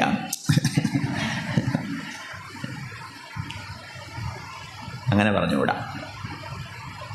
ഓക്കെ, ഇനി നമുക്ക് വിശേഷ കൃപയെക്കുറിച്ച് പറയാം. ഇപ്പം സാമാന്യ കൃപയിൽ പെടുന്നതാണ് എല്ലാ അനുഭവ പരമ്പരയും. ഓക്കെ, വിശേഷ കൃപ എന്ന് പറഞ്ഞാലോ? വിശേഷ കൃപ എന്ന് പറഞ്ഞാൽ നമ്മിൽ വൈരാഗ്യമുണർന്ന് തത്വബോധത്തിനുള്ള ജിജ്ഞാസ വളർന്നാൽ അവിടെ ഭഗവാൻ നമ്മെ തത്വബോധം നൽകി അനുഗ്രഹിക്കുന്നത് വിശേഷ കൃപയാണ്. തത്വബോധം നൽകി അനുഗ്രഹിക്കുന്നത് വിശേഷ കൃപയാണ്. മനസ്സിലായില്ലേ? ആ വിശേഷ കൃപയ്ക്ക് പാത്രീഭൂതരാവാൻ വേണ്ടി സാധനാനുഷ്ഠാനത്തിലൊക്കെ ഏർപ്പെട്ടോളണം. അപ്പം നമ്മൾ വിശേഷ അനുഗ്രഹത്തിന് പാത്രീഭൂതരാവും. ഇതാണ് പാഠം. ഓക്കെ, യമേ വേഷ വൃണുതേ തേന ലഭ്യ തസ്യ ഏഷ ആത്മാ വിവൃണുതേ തനൂം സ്വാം. വിശേഷാനുഗ്രഹത്തിൻ്റെ ഒരു പ്രസ്താവന കേട്ടോളൂ. വിശേഷാനുഗ്രഹ സംബന്ധിയായ ഒരു പ്രസ്താവന. എന്താ പ്രസ്താവന? യമേ വേഷ വൃണുതേ തേന ലഭ്യ. ആര് സർവേശ്വരനെ മാത്രം വരിക്കുന്നുവോ, എനിക്ക് ആത്മജ്ഞാനമുണ്ടാകട്ടെ, അതുവഴി മോക്ഷമുണ്ടാകട്ടെ എന്നാര് തീവ്രമായി ഇച്ഛിക്കുന്നുവോ ആഗ്രഹിക്കുന്നുവോ, അങ്ങനെ സർവേശ്വരനെ വരിച്ചവർക്ക് മുന്നിൽ യമേവേഷ വൃണുതേ തേന ലഭ്യ, അയാളാൽ പ്രാപ്തമാക്കപ്പെടുന്നു. അയാൾ പ്രാപിക്കുന്നർത്ഥം കേട്ടില്ലേ? അയാളാൽ പ്രാപിക്കപ്പെടുന്നു. എന്താ പ്രാപിക്കപ്പെടുക? തസ്യേഷ ആത്മാ വിവൃണുതേ തനും സ്വാം, സ്വാം തനും ആത്മാ തസ്യ വിവൃതേ. അയാൾക്ക് വേണ്ടിയിട്ട് സ്വ ആത്മമഹത്വത്തെ ഭഗവാൻ സർവേശ്വരൻ അനാവരണം ചെയ്ത് കാണിക്കുന്നു. ആത്മസന്ദർശന സൗഭാഗ്യം തത്വജ്ഞാനിക്ക്, തത്വജിജ്ഞാസുവിന് പകർന്നു നൽകുന്നതാകുന്നു ഭഗവാന്റെ വിശേഷ കൃപ. ആ കൃപയ്ക്ക് പാത്രീഭൂതരാവാൻ സാധനാനുഷ്ഠാനങ്ങളിൽ ഏർപ്പെട്ടുകൊള്ളണം. ഇത്രയുമാണ് പോഷണത്തെ സംബന്ധിച്ച് അജാമിള ഉപാഖ്യാനത്തിൻ്റെ ആമുഖമായി പറയാനുള്ളത്. ഉപകാരപ്പെടുമോ? അത് സന്ദേശം എന്താണ്? അടിസ്ഥാനപരമായിട്ട് ഭോഗത്തിന് ലഭിച്ച അവസരത്തെ അപവർഗത്തിന് വേണ്ടി വിനിയോഗിക്കാൻ കരുതൽ കാണിക്കണം, ജാഗ്രത കാണിക്കണം എന്നതാണ് സന്ദേശം. വ്യക്തമാകുന്നുണ്ടോ? ഇങ്ങനെ ഒരു ജീവിതം ലഭിച്ചിട്ട്, മനുഷ്യനായി പിറന്ന് ജീവിക്കാൻ അവസരം കിട്ടിയിട്ട്, പ്രാണി വാസനകളെ പുരസ്കരിച്ച് ഭോഗാവസരമൊരുക്കി തന്ന ഭഗവാനോട് കൃതജ്ഞത പുലർത്തണം. ഭഗവാനോട് കൃതജ്ഞത പുലർത്താനുള്ള വഴി എന്താ? ഭോഗത്തോടൊപ്പം വിവേക വിചാരത്തെ ഉണർത്തി നിർത്തുക, ഉണർന്നു വരുന്ന വൈരാഗ്യത്തെ അഭിനന്ദിക്കുക. മനസ്സിലായില്ലേ? അങ്ങനെ പോയാൽ അഭ്യുദയത്തിന് അനുഗ്രഹം ചൊരിയുന്ന ഭഗവാൻ നിശ്രേയസത്തിനും നമ്മെ സഹായിക്കും. കേട്ടില്ല? ഇതാണ് ധർമ്മത്തിൻ്റെ രണ്ട് വശങ്ങൾ. പ്രാണിനാം അഭ്യുദയ നിശ്രേയസ ഹേതു. നിശ്രേയസത്തിനും ഇതേ ഭഗവാൻ നമ്മെ അനുഗ്രഹിക്കും. ഓക്കെ.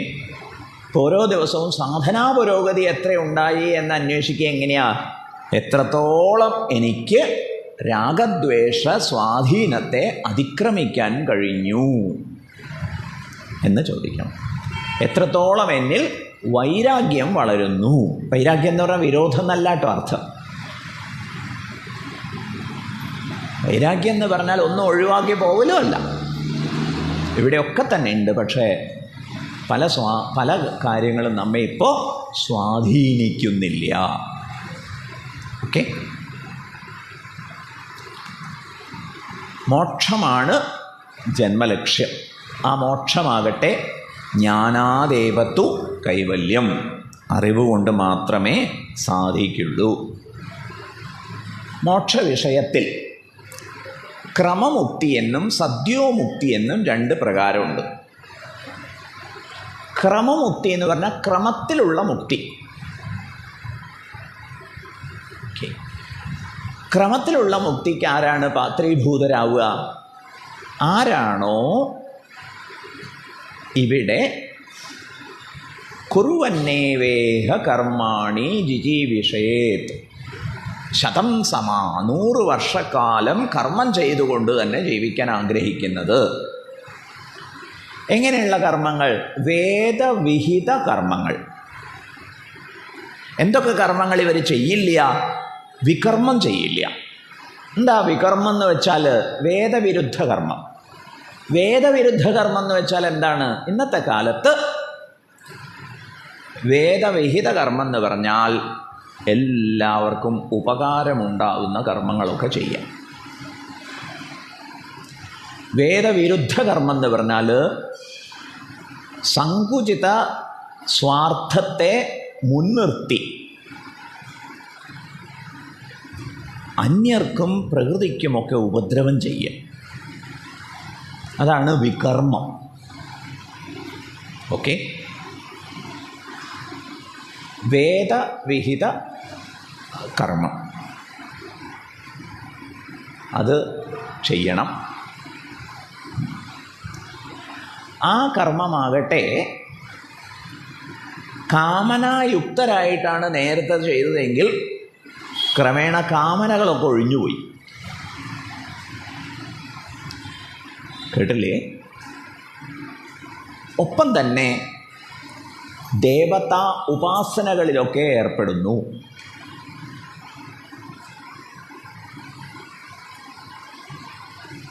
ഇങ്ങനെ അവിദ്യയെയും വിദ്യയെയും, അവിദ്യ എന്ന് പറഞ്ഞാൽ കർമ്മങ്ങൾ, കർമാനുഷ്ഠാനം, അതിൽ കാമ്യകർമ്മങ്ങളൊക്കെ ഉപേക്ഷിച്ചു സ്വധർമാനുഷ്ഠാനത്തെ ചെയ്യുന്നു.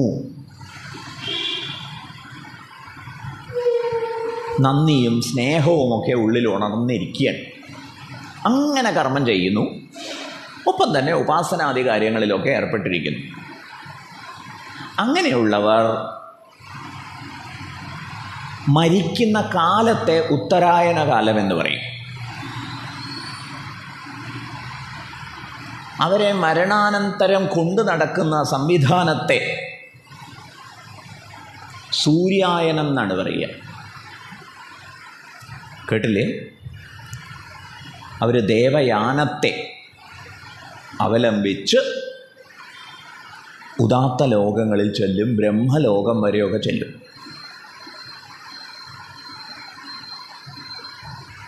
എന്നിട്ടോ അവിടെ നിന്ന് ബ്രഹ്മാവിനോടൊപ്പം തത്വബോധം നേടി പരമപുരുഷനിൽ വിലയിക്കും. കേട്ടില്ലേ? ഇങ്ങനെ ക്രമമുക്തി. സദ്യോമുക്തി എന്ന് പറഞ്ഞാലോ, സദ്യോമുക്തി എന്ന് പറഞ്ഞാൽ വൈരാഗ്യ ആർജനത്തിന് ശേഷം സദ്ഗുരുക്കന്മാരെ സമീപിച്ച് തത്വമസ്യാദി മഹാവാക്യങ്ങളെ ചിട്ടയോടെ കേട്ട് മനസ്സിലാക്കുന്നതോടെ സദ്യോമുക്തി. അജ്ഞാനമേവാസ്യ ഹി മൂലകാരണം തദ്ധാനമേവാത്ര വിധൗ വിധീയത്തെ വിദ്യൈവ തന്നാശവിധൗ പടീയസീന കർമ്മ തജ്ജം സവിരോധമീരിതം. അജ്ഞാനമാണ് സകല സംസാര സങ്കടങ്ങൾക്കും ഭയങ്ങൾക്കുമൊക്കെ കാരണമെന്ന് മനസ്സിലായി അതിൻ്റെ നാശത്തിന് വേണ്ടി ജ്ഞാനാർജനത്തെ നേടിയവരെ സംബന്ധിച്ചിടത്തോളം മുക്തി. എപ്പോഴാണ് അവർ മുക്തരാവുക? അറിവ് നേടുന്നതോടെ മുക്തരായി. സദ്യോ മുക്തി. സംസാര സ്വപ്ന തുല്യോ ഹി. ഈ സംസാര സങ്കടങ്ങളൊക്കെ സ്വപ്നം പോലെയാണ്. രാഗദ്വേഷാദി സങ്കുല. രാഗം, ദ്വേഷം മുതലായവയൊക്കെ അതിൽ കലർന്നിരിക്കുന്നു. സ്വകാലേ സത്യവദ്ഭാതി. സ്വപ്നം കണ്ടുകൊണ്ടിരിക്കുമ്പോൾ സത്യമാണെന്ന് തോന്നും. പ്രബോധേ സതി. ഉണർന്നു കഴിഞ്ഞാലോ അസദ്ഭവേത്. പിന്നെ സ്വപ്നത്തിന് പ്രസക്തിയില്ല, റെലവൻസ് ഇല്ല, നിലനിൽപ്പില്ല. ഇങ്ങനെ അവബോധം കൊണ്ട് ആത്മനിഷ്ഠയിലേക്ക് ഉണർന്നവരെ, സംസാര സ്വപ്നത്തിൽ നിന്ന് ഉണർന്നവരെ സദ്യോമുക്തര് എന്ന് പറയും. അവർ ജീവൻ മുക്തരാണ്, സദ്യോമുക്തരുമാണ്. ക്രമമുക്തി, സദ്യോമുക്തി. ഇനി നമുക്ക് ഉപാഖ്യാനത്തിലേക്ക് വരാം. 5ാം സ്കന്ധത്തിൽ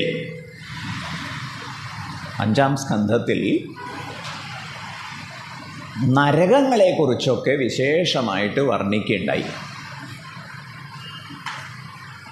കേട്ടില്ലേ?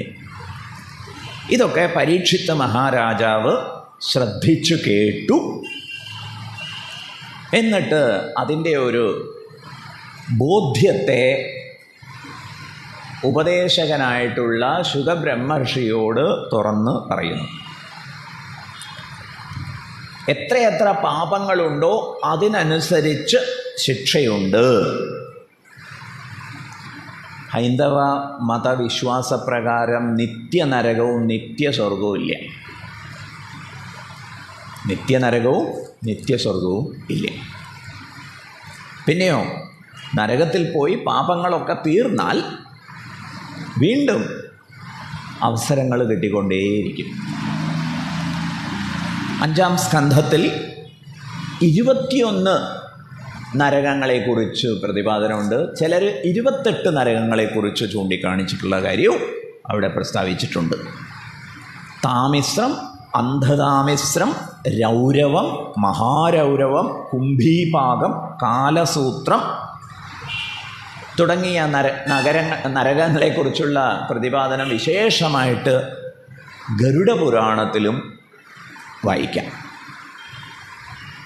ഏതായാലും ഭൂലോകത്തെക്കുറിച്ചും സ്വർലോകങ്ങളെക്കുറിച്ചും നരകലോകത്തെക്കുറിച്ചുമൊക്കെയുള്ള വിസ്തരിച്ച വർണ്ണനയെ സംബന്ധിച്ച് ശുകബ്രഹ്മർഷി പറയുന്ന ഒരു കാര്യം എന്താണ്? ഹേ മഹാരാജൻ പരീക്ഷിത്തേ, ഇതൊക്കെ തന്നെ ഭഗവാന്റെ സ്ഥൂല ശരീരമാവുന്നു. കേട്ടില്ലേ? സ്വർഗ നരക പാതാളാദി ലോകങ്ങളും ഭൂലോകവുമൊക്കെ ഭഗവാന്റെ സ്ഥൂല ശരീരമാകുന്നു. എന്തിനാ അപ്പം അതൊക്കെ വർണ്ണിച്ചു തന്നത് എന്നാണെങ്കിൽ 5-ാം സ്കന്ധത്തിൻ്റെ അവസാന ഭാഗത്ത് ശുകബ്രഹ്മർഷി ബഹുവിധ ലോകങ്ങളെ വർണ്ണിച്ചതിൻ്റെ ന്യായം അവതരിപ്പിക്കുന്നുണ്ട്. എന്തിനാണ് ഇത്രയും ലോകങ്ങളെക്കുറിച്ചൊക്കെ പറഞ്ഞത്? ശ്രുത്വാ സ്ഥൂലം യഥാ സൂക്ഷ്മം രൂപം ഭഗവതോ യതിഃ സ്ഥൂലേ നിർജിതമാത്മാനം ശനൈഃ സൂക്ഷ്മം ധിയാ നയേത് ഇതി. സ്ഥൂലലോകങ്ങളെക്കുറിച്ചൊക്കെ ബഹുപ്രകാരം കേട്ട ശേഷം മനസ്സിനെ സൂക്ഷ്മമാക്കി സൂക്ഷ്മലോകത്തിലേക്ക് നയിച്ച് ഒടുവിൽ തത്വബോധത്തിൽ എത്തിച്ചേരണം. കേട്ടില്ലേ? അതിനുവേണ്ടിയാണ് ലോകവർണ്ണനങ്ങളെ ചെയ്തത് എന്ന് ഉപദേശിക്കുന്നു. ഈ കാര്യങ്ങളൊക്കെ എനിക്ക് മനസ്സിലായി എന്ന് പരീക്ഷിത്ത മഹാരാജാവ് തൻ്റെ ഒരു ബോധ്യത്തെ ശുകബ്രഹ്മർഷിക്ക് പങ്കുവെച്ചു കൊടുത്ത ശേഷം 6-ാം സ്കന്ധം 6-ാം ശ്ലോകത്തിൽ ഒരാശങ്ക പങ്കുവയ്ക്കുന്നു. എന്താ പരീക്ഷിത്ത മഹാരാജാവ് പങ്കുവയ്ക്കുന്ന ആശങ്ക? അധുനേഹ മഹാഭാഗ യഥൈവ നരകാൻ നരഃ നാനോഗ്രയാതനാൻ നേയാത് തന്മേ വ്യാഖ്യാതുമർഹസി. പ്രഭോ,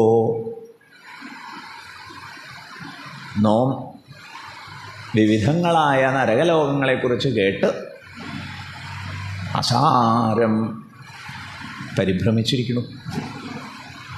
ഭയം തോന്നാതെ ഇല്ല. ആരായാലും ഭയം ഉണ്ടാവേ. കേട്ടില്ലേ? പാപം ചെയ്താൽ എന്തുണ്ട്? നരകമുണ്ട്. അത് ഓരോ നരകത്തെയും വർണ്ണിച്ചിരിക്കുക. മറ്റൊരാളെ കാണുമ്പോൾ നമ്മളിങ്ങനെ തുറിച്ചു നോക്കാൻ പാടില്ല. തുറിച്ചു നോക്കുന്നത് പാപമാണ്. ഇങ്ങനെ എല്ലാവരെയും പരിഭ്രമിപ്പിച്ച് തുറിച്ചു നോക്കി പേടിപ്പിച്ച ആൾ നരകത്തിൽ പോയാൽ കണ്ണ് കൊത്തി പറിക്കാൻ കഴുകന്മാർ വരും. കേട്ടില്ലേ? അങ്ങനെ ഒരു 2 കഴുക് വന്ന് കൊത്തി കഴിഞ്ഞാൽ കണ്ണിൻ്റെ ഫ്യൂസ് പോയി. അപ്പോൾ വീണ്ടും കണ്ണ് കിട്ടും, പിന്നെയും കൊത്തും.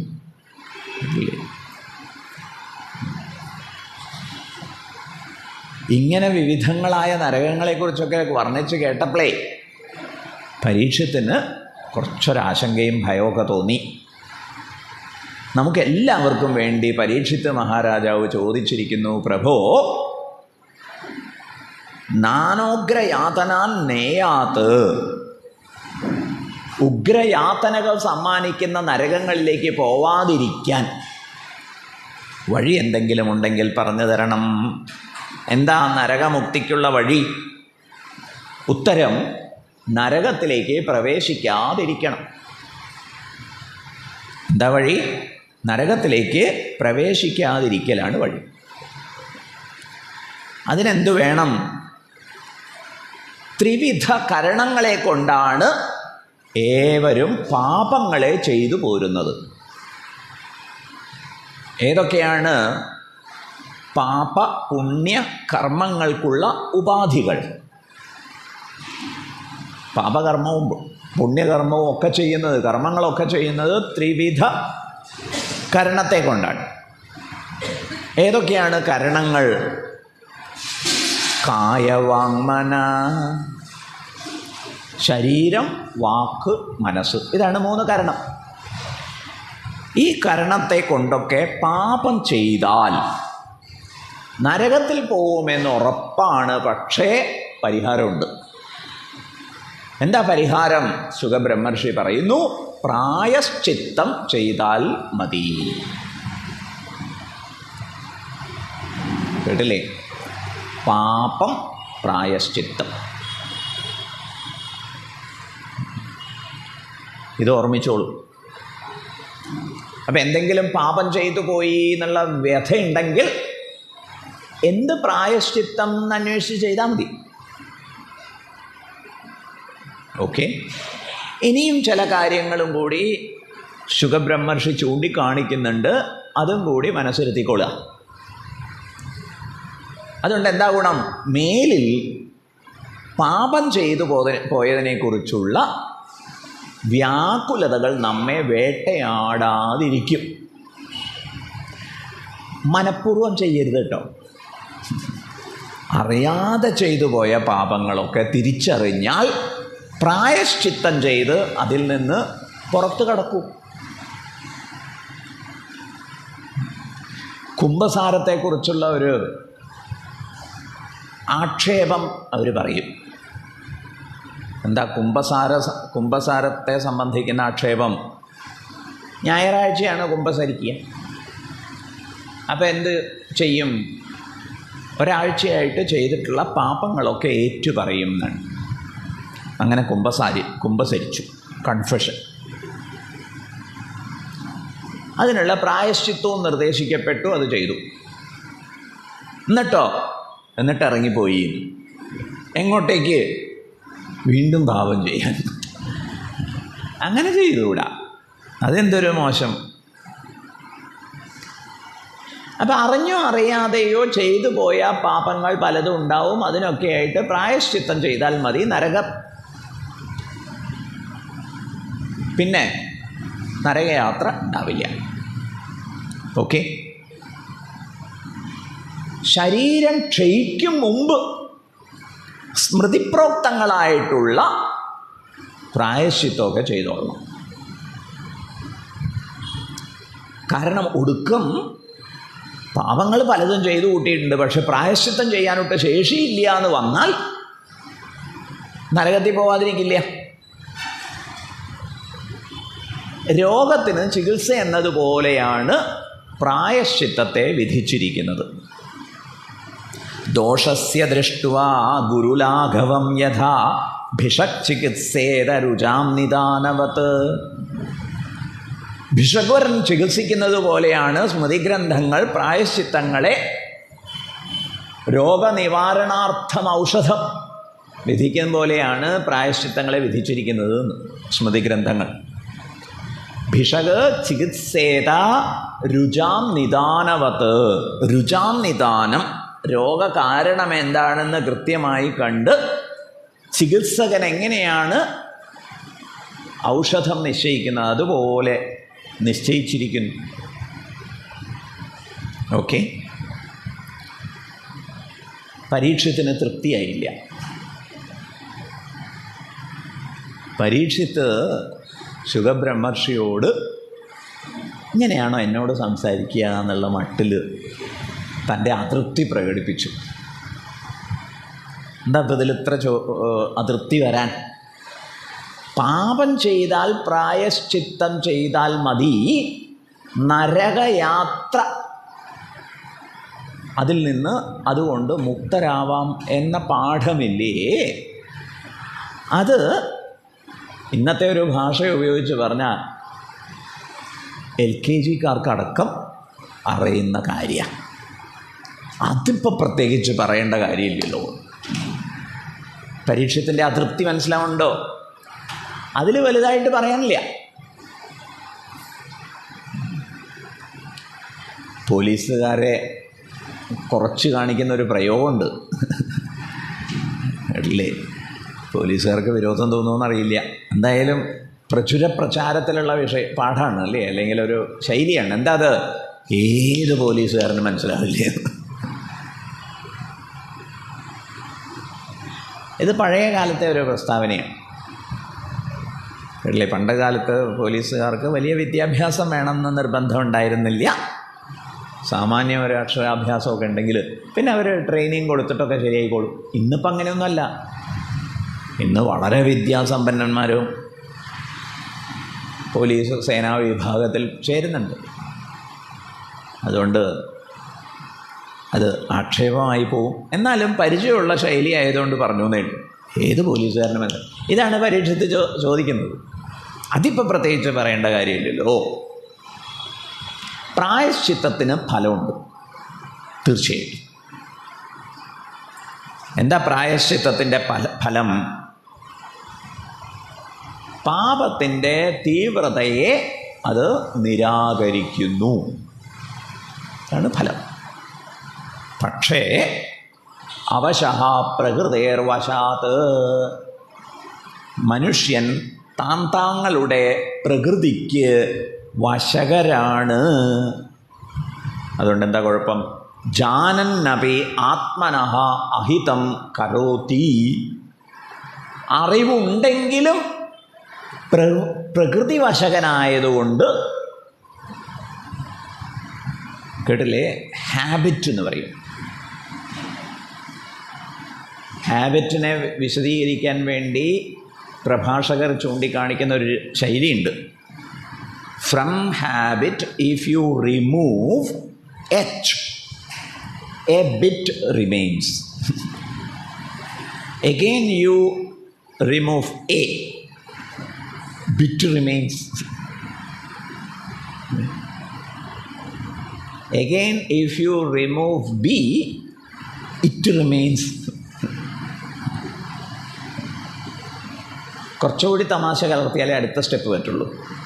And you again remove I, then T remains. T means ചായ. ഇതാണ് ഹാബിറ്റിൻ്റെ ഒരു പ്രശ്നം എന്ന് പറയും. അപ്പം എത്രയൊക്കെ പ്രായശ്ചിത്തം ചെയ്താലും ഹാബിച്വൽ എറർ കാരണം നമ്മുടെ ഒരു പ്രകൃതിയുടെ ഭാഗമായതുകൊണ്ട് വീണ്ടും അത് തന്നെ ചെയ്തു പോകും. ക്വചിത് നിവർത്തതേ അഭദ്രാത് ക്വചിത് ചരതി തത് പുനഃ. ചിലർ അഭദ്രമായ അല്ലെങ്കിൽ പാപകർമ്മങ്ങളിൽ നിന്ന് ഒരു പക്ഷേ മാറി നിന്നേക്കും. പക്ഷെ പലരും അറിഞ്ഞിട്ടും പ്രകൃതി വശകരായിട്ട് ആവർത്തിക്കുക എന്ന രീതിയാണ് അനുവർത്തിച്ചു വരുന്നത്. പ്രായശ്ചിത്തമധോപാർത്ഥം മന്യേ കുഞ്ചര ശൗചവത്. അതുകൊണ്ട് പരീക്ഷിത്ത് മഹാരാജാവിൻ്റെ നിരീക്ഷണം എന്താണ്? പരീക്ഷിത്ത് മഹാരാജാവ് പറയുന്നു, പ്രായശ്ചിത്തം ഈസ് യൂസ്ലെസ്, ഫ്രൂട്ട്ലെസ്.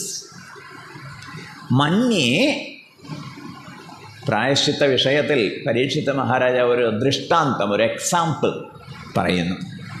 എന്താ ഉദാഹരണം?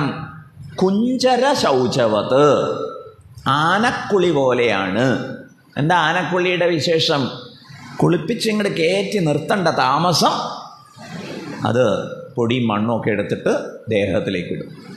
മന്യേ കുഞ്ചര ശൗചവത്. കുഞ്ചരം ആന. ആനക്കുളി പോലെയാണ്. കേട്ടില്ലേ? എന്താ അപകടം? പാപം ചെയ്തു, പ്രായശ്ചിത്തം ചെയ്തു, വെരി ഗുഡ്, പിന്നെയും പാപം ചെയ്യും. ഓക്കെ. ഇപ്പം പാപകർമ്മ വിഷയകമായി പരിഹാരം പറഞ്ഞതിൽ പരീക്ഷിത്ത് മഹാരാജാവിന് തൃപ്തിയില്ല.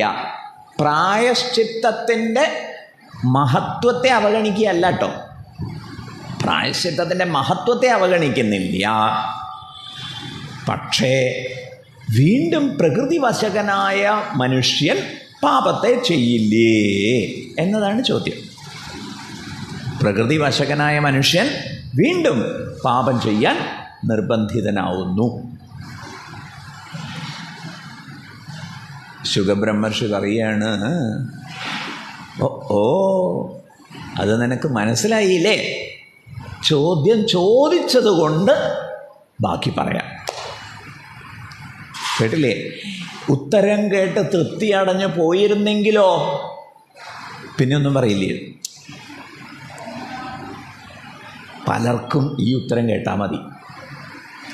ഏതുത്തരം? അയ്യോ, പാപം ചെയ്തു കഴിഞ്ഞാൽ നരകവാസം ഉണ്ടാവില്ലേ, എന്താ ഒരു പരിഹാരം? അതിത്ര പരിഭ്രമിക്കാനൊന്നുമില്ല. പാപം ചെയ്തു വച്ചാൽ പ്രായശ്ചിത്തം ചെയ്താൽ മതി, പരിഹാരമാവും. ഓ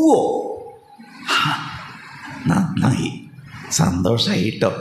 ദക്ഷിണ എന്താ വേണ്ടത്? സന്തോഷമായിട്ട് ആൾ പോവും. പക്ഷെ പരീക്ഷത്തിനെ പോലുള്ള ഒരു ധീരൻ പറയണു, ഈ പ്രായശ്ചിത്തം ചെയ്താൽ മതി എന്ന് പറഞ്ഞതിനോട് ഞാൻ വിയോജിക്കുന്നില്ല. പക്ഷേ വീണ്ടും പാപം ചെയ്യാനുള്ള സാധ്യതയില്ലേ? ശുഗബ്രഹ്മർഷി പറയാണ്, തൻ്റെ ചോദ്യം വളരെ കൃത്യമുണ്ട്, ഗംഭീരമുണ്ട്. എന്താ കാര്യം? കർമ്മണ കർമ്മനിർഹാര നഹി ആത്യന്തിക ഇഷ്യതേ. ശ്രദ്ധിക്കുക, പാപം ചെയ്യുക എന്നുള്ളത് കർമ്മമാണ്, പ്രായശ്ചിത്തം ചെയ്യുക എന്നുള്ളതും കർമ്മമാണ്.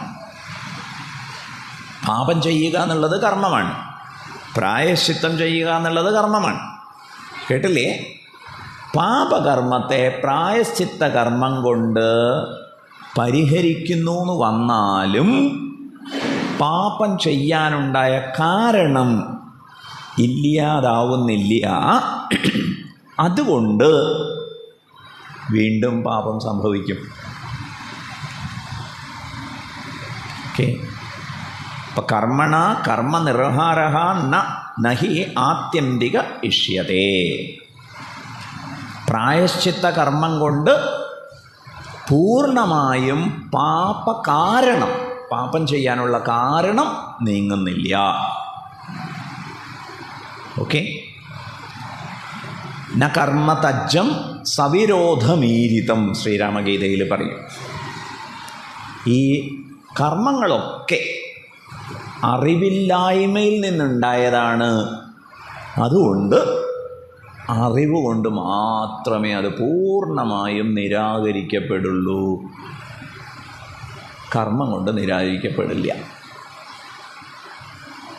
ഓക്കെ. പരീക്ഷിത്ത് മഹാരാജാവിന് സന്തോഷമായി. അങ്ങനെ വഴിക്ക് വരട്ടെ എന്ന് പറയുക. പിന്നെ എന്തിനാണ് പ്രായശ്ചിത്തം ഉപദേശിച്ചത്?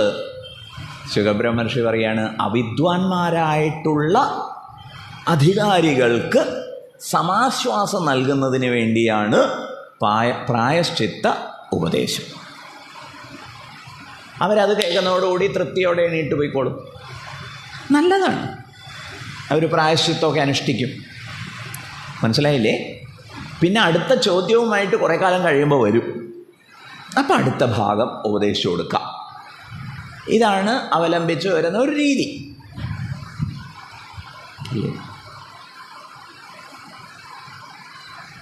വീട്ടിൽ ഒരു മൂർഖൻ പാമ്പ് തല്ലിക്കൊന്നു. പിന്നെ അതിനെക്കുറിച്ചൊരു വല്ലാത്തൊരു വ്യഥ. കൊല്ലേണ്ടിയിരുന്നില്ല.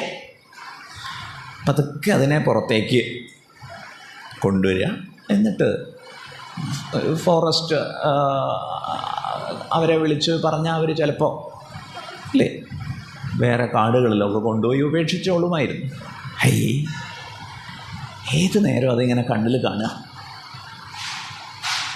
ഇങ്ങനെ ഒരു പാപകർമ്മം ചെയ്തതിൻ്റെ പേടിയും സങ്കടവുമൊക്കെ ആയിട്ട് ഒരാൾ വന്നാലോ, ഒരു കാര്യം ചെയ്യൂ, പാമ്പമേ കാവിൽ പോയിട്ട്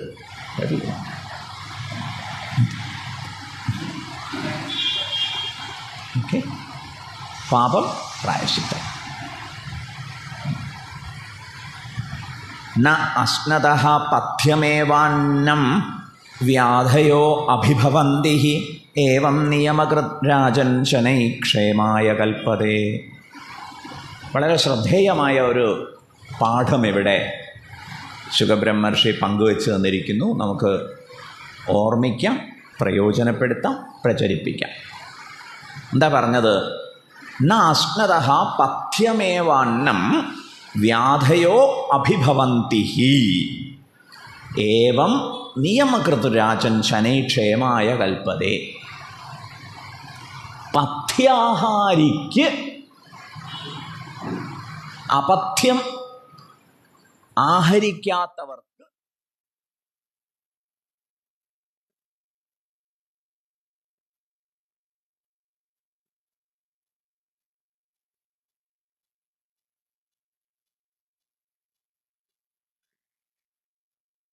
പല മൂല്യങ്ങളുടെയും അനുഷ്ഠാനം ജീവിതത്തിൽ പഥ്യമാണ്.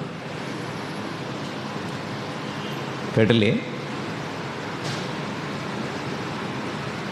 ഏവം നിയമകൃത് രാജൻ ശനൈ ക്ഷേമായ കൽപ്പതേ.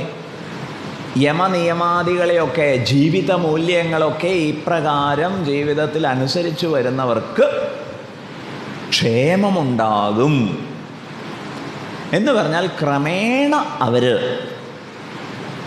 തത്വബോധം നേടാൻ യോഗ്യത ആർജിക്കും. അതുകൊണ്ട് പ്രായശ്ചിത്തമൊക്കെ ചെയ്യാം, മൂല്യാനുസൃത ജീവിതം നയിക്കാം. എഴുതി തള്ളേണ്ട കാര്യമില്ല. ജീവിതത്തിൽ സുഖവും സമാധാനവും ഒക്കെ ഉണ്ടാവുന്നതിന് പഥ്യാഹാരം കഴിക്കുന്നതെങ്ങനെയോ രോഗമില്ലാതിരിക്കാൻ കാരണമാകുന്നത് അതുപോലെ ഉപകാരമാവും മൂല്യാനുഷ്ഠാനങ്ങൾ, പ്രായശ്ചിത്തം ചെയ്യുന്നത്. നാശ്നതഃ അപഥ്യമേവാന്നം, അപഥ്യമായിട്ടുള്ള ആഹാരം നാശ്നതഃ കഴിക്കാതിരിക്കുന്നവർക്ക് വ്യാധി ഉണ്ടാവില്ല.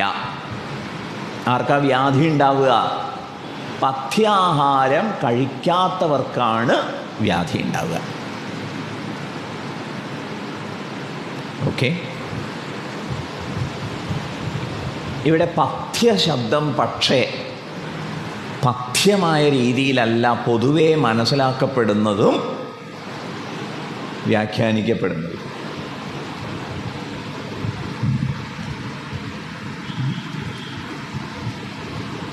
ചില ആഹാര പദാർത്ഥങ്ങളെക്കുറിച്ച് അയ്യോ അത് കൊടുക്കണ്ട, അവന് പഥ്യമാണ് എന്ന് പറയും. തെറ്റാണ് പറയുന്നത്. കേട്ടില്ലേ? പഥ്യമായ ആഹാരമാണ് കഴിക്കേണ്ടത്. അപ്പം നമ്മൾ എന്ത് പറയണം? അവിടെ ഉരുളക്കിഴങ്ങ് കൊടുക്കണ്ട കേട്ടോ, അതവന് അപഥ്യമാണ് എന്നാണ് പറയേണ്ടത്. മനസ്സിലായില്ലേ? മോര് കൊടുത്തോളൂ, പഥ്യ. പഥ്യം എന്ന് പറഞ്ഞാൽ എന്താ അർത്ഥം? പഥ്യമായത്, ഉപകാരമായത്, രോഗനിവാരണത്തിന് സഹായകമായത്. ഔഷധ സേവയോടൊപ്പം പഥ്യം പ്രധാനമാണ്. പ്രായശ്ചിത്ത കർമ്മങ്ങളും മൂല്യങ്ങളുടെ അനുസരണവുമൊക്കെ പഥ്യം പോലെ നമ്മെ ശ്രേയസ്സിന് യോഗ്യരാക്കും. ഇതാണ് കൂട്ടത്തിൽ ശുകബ്രഹ്മർഷി ഉപദേശിക്കുന്നത്. ആ വിഷയത്തിൽ കുറച്ചൊന്ന് വിസ്തരിച്ചിട്ടുണ്ട്. തപസ്, ബ്രഹ്മചര്യം, ദമം, ശമം, ദാനം, സത്യം, ശൗചം, അഹിംസ ഇതൊക്കെ ധീരതയോടെ ധർമ്മനിഷ്ഠയോടെ ശ്രദ്ധയുള്ളവരായിട്ട് അനുഷ്ഠിക്കണം എന്നും കൂടി ചൂണ്ടിക്കാണിച്ചിട്ടുണ്ട്. ഈ മൂല്യവിശേഷങ്ങളെക്കുറിച്ച് ഏറെ വിസ്തരിക്കുന്നില്ല. ഇതിനൊക്കെ വിപരീതം ആചരിച്ച അജാമിളനെ നമുക്ക് പരിചയപ്പെടാം. അപ്പോൾ മനസ്സിലാക്കാവുന്ന ഈ പദങ്ങളൊക്കെ നിങ്ങൾക്ക് സുപരിചിതവുമായിരിക്കും. തപസ് എന്ന് പറഞ്ഞാൽ ശരീര ഇന്ദ്രിയ മനോബുദ്ധികളെയൊക്കെ വലിയൊരു കാര്യത്തിന് വേണ്ടി അച്ചടക്കത്തോടെ വഴക്കിയെടുക്കുന്നതാണ് തപസ്. ലളിതമായിട്ട് ബ്രഹ്മചര്യം എന്ന് പറഞ്ഞാൽ അനിയന്ത്രിതമായ ഇന്ദ്രിയ ഭോഗങ്ങൾ ഒന്നും ഇല്ലാതിരിക്കുക, നിയന്ത്രിക്കുക, അതാണ് ബ്രഹ്മചര്യം. ശമം, മനസ്സിനെ വേണ്ടാതെ അലയാൻ അനുവദിക്കാതിരിക്കുക. കേട്ടില്ലേ? ഓലക്കുടയുമായി തിരുമേനി പോകും വഴിക്ക് നല്ല ഒഴുക്കുള്ള നദിയുടെ മറുകരയിൽ ചങ്ങലയിൽ കെട്ടിയിരിക്കുന്ന നായ കുരച്ചു. തിരുമേനി ഉടനെ ഈ ഓലക്കുട അങ്ങോട്ട് പൊട്ടിച്ച് അതിൻ്റെ വടി ഇങ്ങനെ കയ്യിലെടുത്ത് വെച്ചു. മറുവശത്ത് നിന്ന് വരുന്ന ആൾ ചോദിച്ചു, അല്ല തിരുമേനി, കുട നശിപ്പിച്ചുല്ലോ, വല്ല ആവശ്യം ഉണ്ടായിരുന്നോ? ഹൈ, കുരയ്ക്കണ കണ്ടില്ലേ നായ? അതിനെ ചങ്ങലയിൽ കെട്ടിരിക്കുകയല്ലേ. അല്ല, ആ ചങ്ങല എങ്ങാൻ പൊട്ടിച്ചാലോ? പൊട്ടിയാലും പ്രശ്നമില്ലല്ലോ തിരുമേനി, ഈ പുഴ കടന്നത് ഇക്കരെ എത്തുമോ? നല്ല ഒഴുക്കും ആഴമൊക്കെ ഇല്ലേ? ഹൈ, അത് കടന്നു വന്നുവച്ചാലോ? അപ്പോൾ പിന്നെ തയ്യാറെടുക്കുന്നതന്നെ നല്ലത്. ഇതുപോലെയാണ് നമ്മുടെ മനസ്സ്. വേണ്ടാതെ ഓരോന്ന് ആലോചിച്ച് കൂട്ടി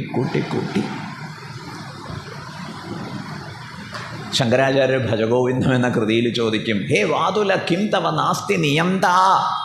എടോ വിഡ്ഢി, തനിക്കൊരു നിയന്താവില്ലേ? എല്ലാം നോക്കി രക്ഷിക്കുന്ന ഒരു ഈശ്വരനില്ലേ? അർപ്പിക്കുക. ഭാരങ്ങളൊക്കെ അവിടുത്തെ തൃപ്പാദങ്ങളിൽ സ്വസ്ഥരായിട്ടിരിക്കാൻ പഠിക്കൂ. അതാണ് ശമം. ദമം എന്ന് പറഞ്ഞാൽ ഇന്ദ്രിയ തലത്തിലുള്ള ഈ എടുത്തുചാട്ടങ്ങളൊക്കെ നിയന്ത്രിക്കുക. ദാനം ചെയ്യണം, സത്യം പറയണം. എന്താ ഉപകാരം? സ്വൈരം ഉണ്ടാവും. നുണ പറഞ്ഞാൽ അശ്വി ബുദ്ധിമുട്ടാണേ. കേട്ടില്ലേ? ശൗചം, വൃത്തി ഉണ്ടാവുക. വലിയ ഈശ്വര വിശ്വാസിയൊക്കെ അത്രേ, വീട്ടിൽ പോയാൽ അറയ്ക്കും. ബാത്റൂമിലേക്ക് കയറാൻ വയ്യ. പൂജാമുറി അതിനേക്കാൾ കഷ്ടം. എണ്ണി പറയണില്ല. വൃത്തിയൊക്കെ ഉണ്ടെങ്കിൽ തന്നെ ഒരു ശാസ്ത്ര ചിന്തനത്തിനൊക്കെ ഒരു ഉത്സാഹം ഉണ്ടാവും. അഹിംസ, മനസാ വാച കർമ്മണ ആരെയും ദ്രോഹിക്കാതിരിക്കുക. ശാരീരികമായിട്ട് ദ്രോഹിക്കാതിരിക്കുക എന്നുള്ളത് മാത്രമല്ല, വാക്കുകൊണ്ട് നോവിക്കുന്നതും അവഗണിച്ചും അവഹേളിച്ചുമൊക്കെ ഒരാളെ മാനസികമായി ദ്രോഹിക്കുന്നതൊക്കെ വലിയ ദ്രോഹം തന്നെയാണ്, ഹിംസ തന്നെയാണ്. അതൊന്നും ഇല്ലാതിരിക്കുക. ഈ മൂല്യങ്ങളൊക്കെ പാലിക്കുന്നതുകൊണ്ട് ദേഹവാഗ്ബുദ്ധിജമഘം മഹതപി ക്ഷിപന്തി. ത്രികരണത്തെ കൊണ്ട് ചെയ്യുന്ന പാപമൊക്കെ കുറേ ശമിക്കപ്പെടും. ഏതുപോലെയാണോ അഗ്നി മുളങ്കൂട്ടത്തെ നശിപ്പിക്കുന്നത്, അതുപോലെ ഈ മൂല്യങ്ങളെയൊക്കെ ആചരിക്കുന്നവരിൽ പാപം ഹനിക്കപ്പെടും. ഓക്കെ, ഇനി വേറൊരു വിഷയം പറയാം. എന്താ വേറൊരു വിഷയം? കേചിത് കേവലയാ ഭക്ത്യാ വാസുദേവ പരായണാഃ അഖം ധുന്വന്തി കാപ്സ്യേന നീഹാരമിവ ഭാസ്കരഃ. ഇനിയുണ്ട് ചിലരുടെ കാര്യത്തിൽ. അവർ പാപത്തെക്കുറിച്ച് വ്യാകുലപ്പെടുന്നില്ല, പ്രായശ്ചിത്തത്തെക്കുറിച്ച് അന്വേഷിച്ച് അലയുന്നില്ല. പകരം അവർ വാസുദേവ ഭക്തന്മാരായിട്ട് മാറുന്നു. മതി എന്നാണ് വിശേഷ കൃപയെ സംബന്ധിക്കുന്ന പരാമർശം. കേട്ടില്ലേ? ഭഗവാന്റെ വിശേഷ കൃപയ്ക്ക് അധികാരികളാവാൻ ഭഗവത് ഭക്തി പുലർത്തിയാൽ മതി. ചിലരാകട്ടെ കേവലയാ ഭക്തിയാ വാസുദേവ പരായണാഹ, വാസുദേവനിൽ അത്യന്തം ഭക്തി പുലർത്തുന്നവരായിട്ട് മറ്റെല്ലാ വ്യാകുലതകളെയും അവിടുത്തെ പാദങ്ങളിൽ സമർപ്പിക്കുന്നവരായിട്ട് അഖം ധുന്വന്തി കാർസ്യേന, അവർ സകല പാപത്തെയും നശിപ്പിക്കുന്നു മുഴുവനായിട്ടും.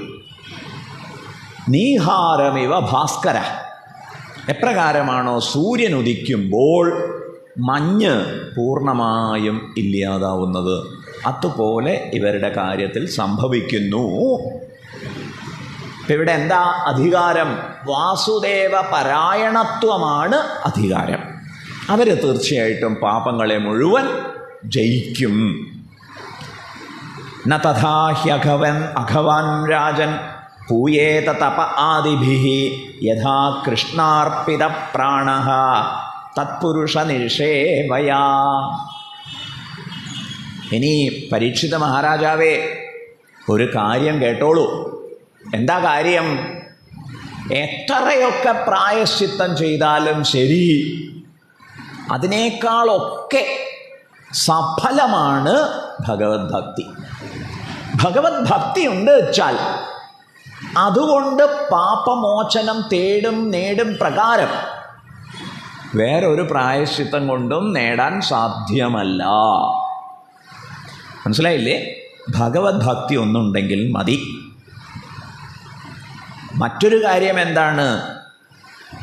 ഏത് പ്രായശ്ചിത്തമായാലും ശരി, ആ പ്രായശ്ചിത്തങ്ങളെ ഭഗവത് അർപ്പണമായിട്ട് ചെയ്തില്ല എങ്കിൽ അതിന് പൂർണ്ണ ഫലം ലഭിക്കില്ല.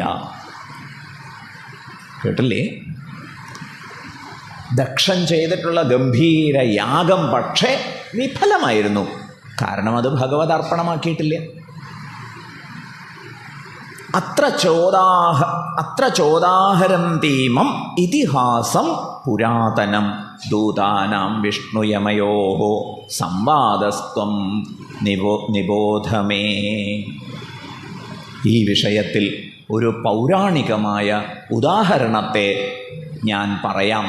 എന്നിൽ നിന്ന് ഹേ രാജൻ അങ്ങ് അതിനെ ശ്രവിച്ചാലും. അത്ര ചോദാഹരന്തീമം, അത്ര ച ഉദാഹരന്തി ഇമം, ഈ ഒരു ഉദാഹരണത്തെ. ഇതിഹാസം പുരാതനം, ഇത് വളരെ പുരാതനമായ, പഴയതാണ് പക്ഷേ നൂതനമാണ്. അങ്ങനെയുള്ളൊരു ഉദാഹരണത്തെ പറയാം. ദൂതാനാം വിഷ്ണു യമയോ സംവാദ. ഈ ഉദാഹരണത്തെക്കുറിച്ച് എന്ത് പറയാം? ഇത് വിഷ്ണു യമന്മാരുടെ ദൂതന്മാർ തമ്മിലുണ്ടായിട്ടുള്ള ഒരു സംവാദമാണ്. അതിനെക്കുറിച്ച് ഞാൻ പറയുന്നത് കേട്ടാലും. നമ്മളെപ്പോഴാണ് കേൾക്കുക? നാളെ. അങ്ങനെ അജാമിള ഉപാഖ്യാനമാണ് ഇവിടെ ഉദാഹരണമായിട്ട് ചൂണ്ടിക്കാണിക്കപ്പെടുന്നത്. അത് നമുക്ക് നാളെ ശ്രവിക്കാം.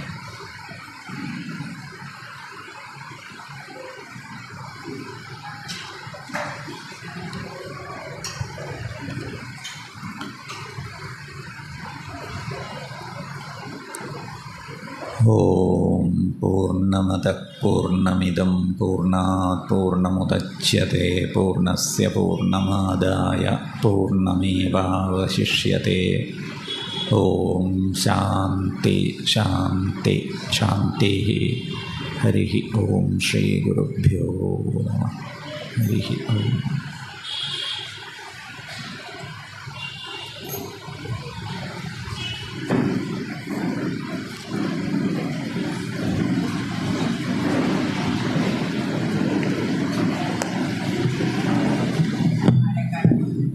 സ്ഥിരമായി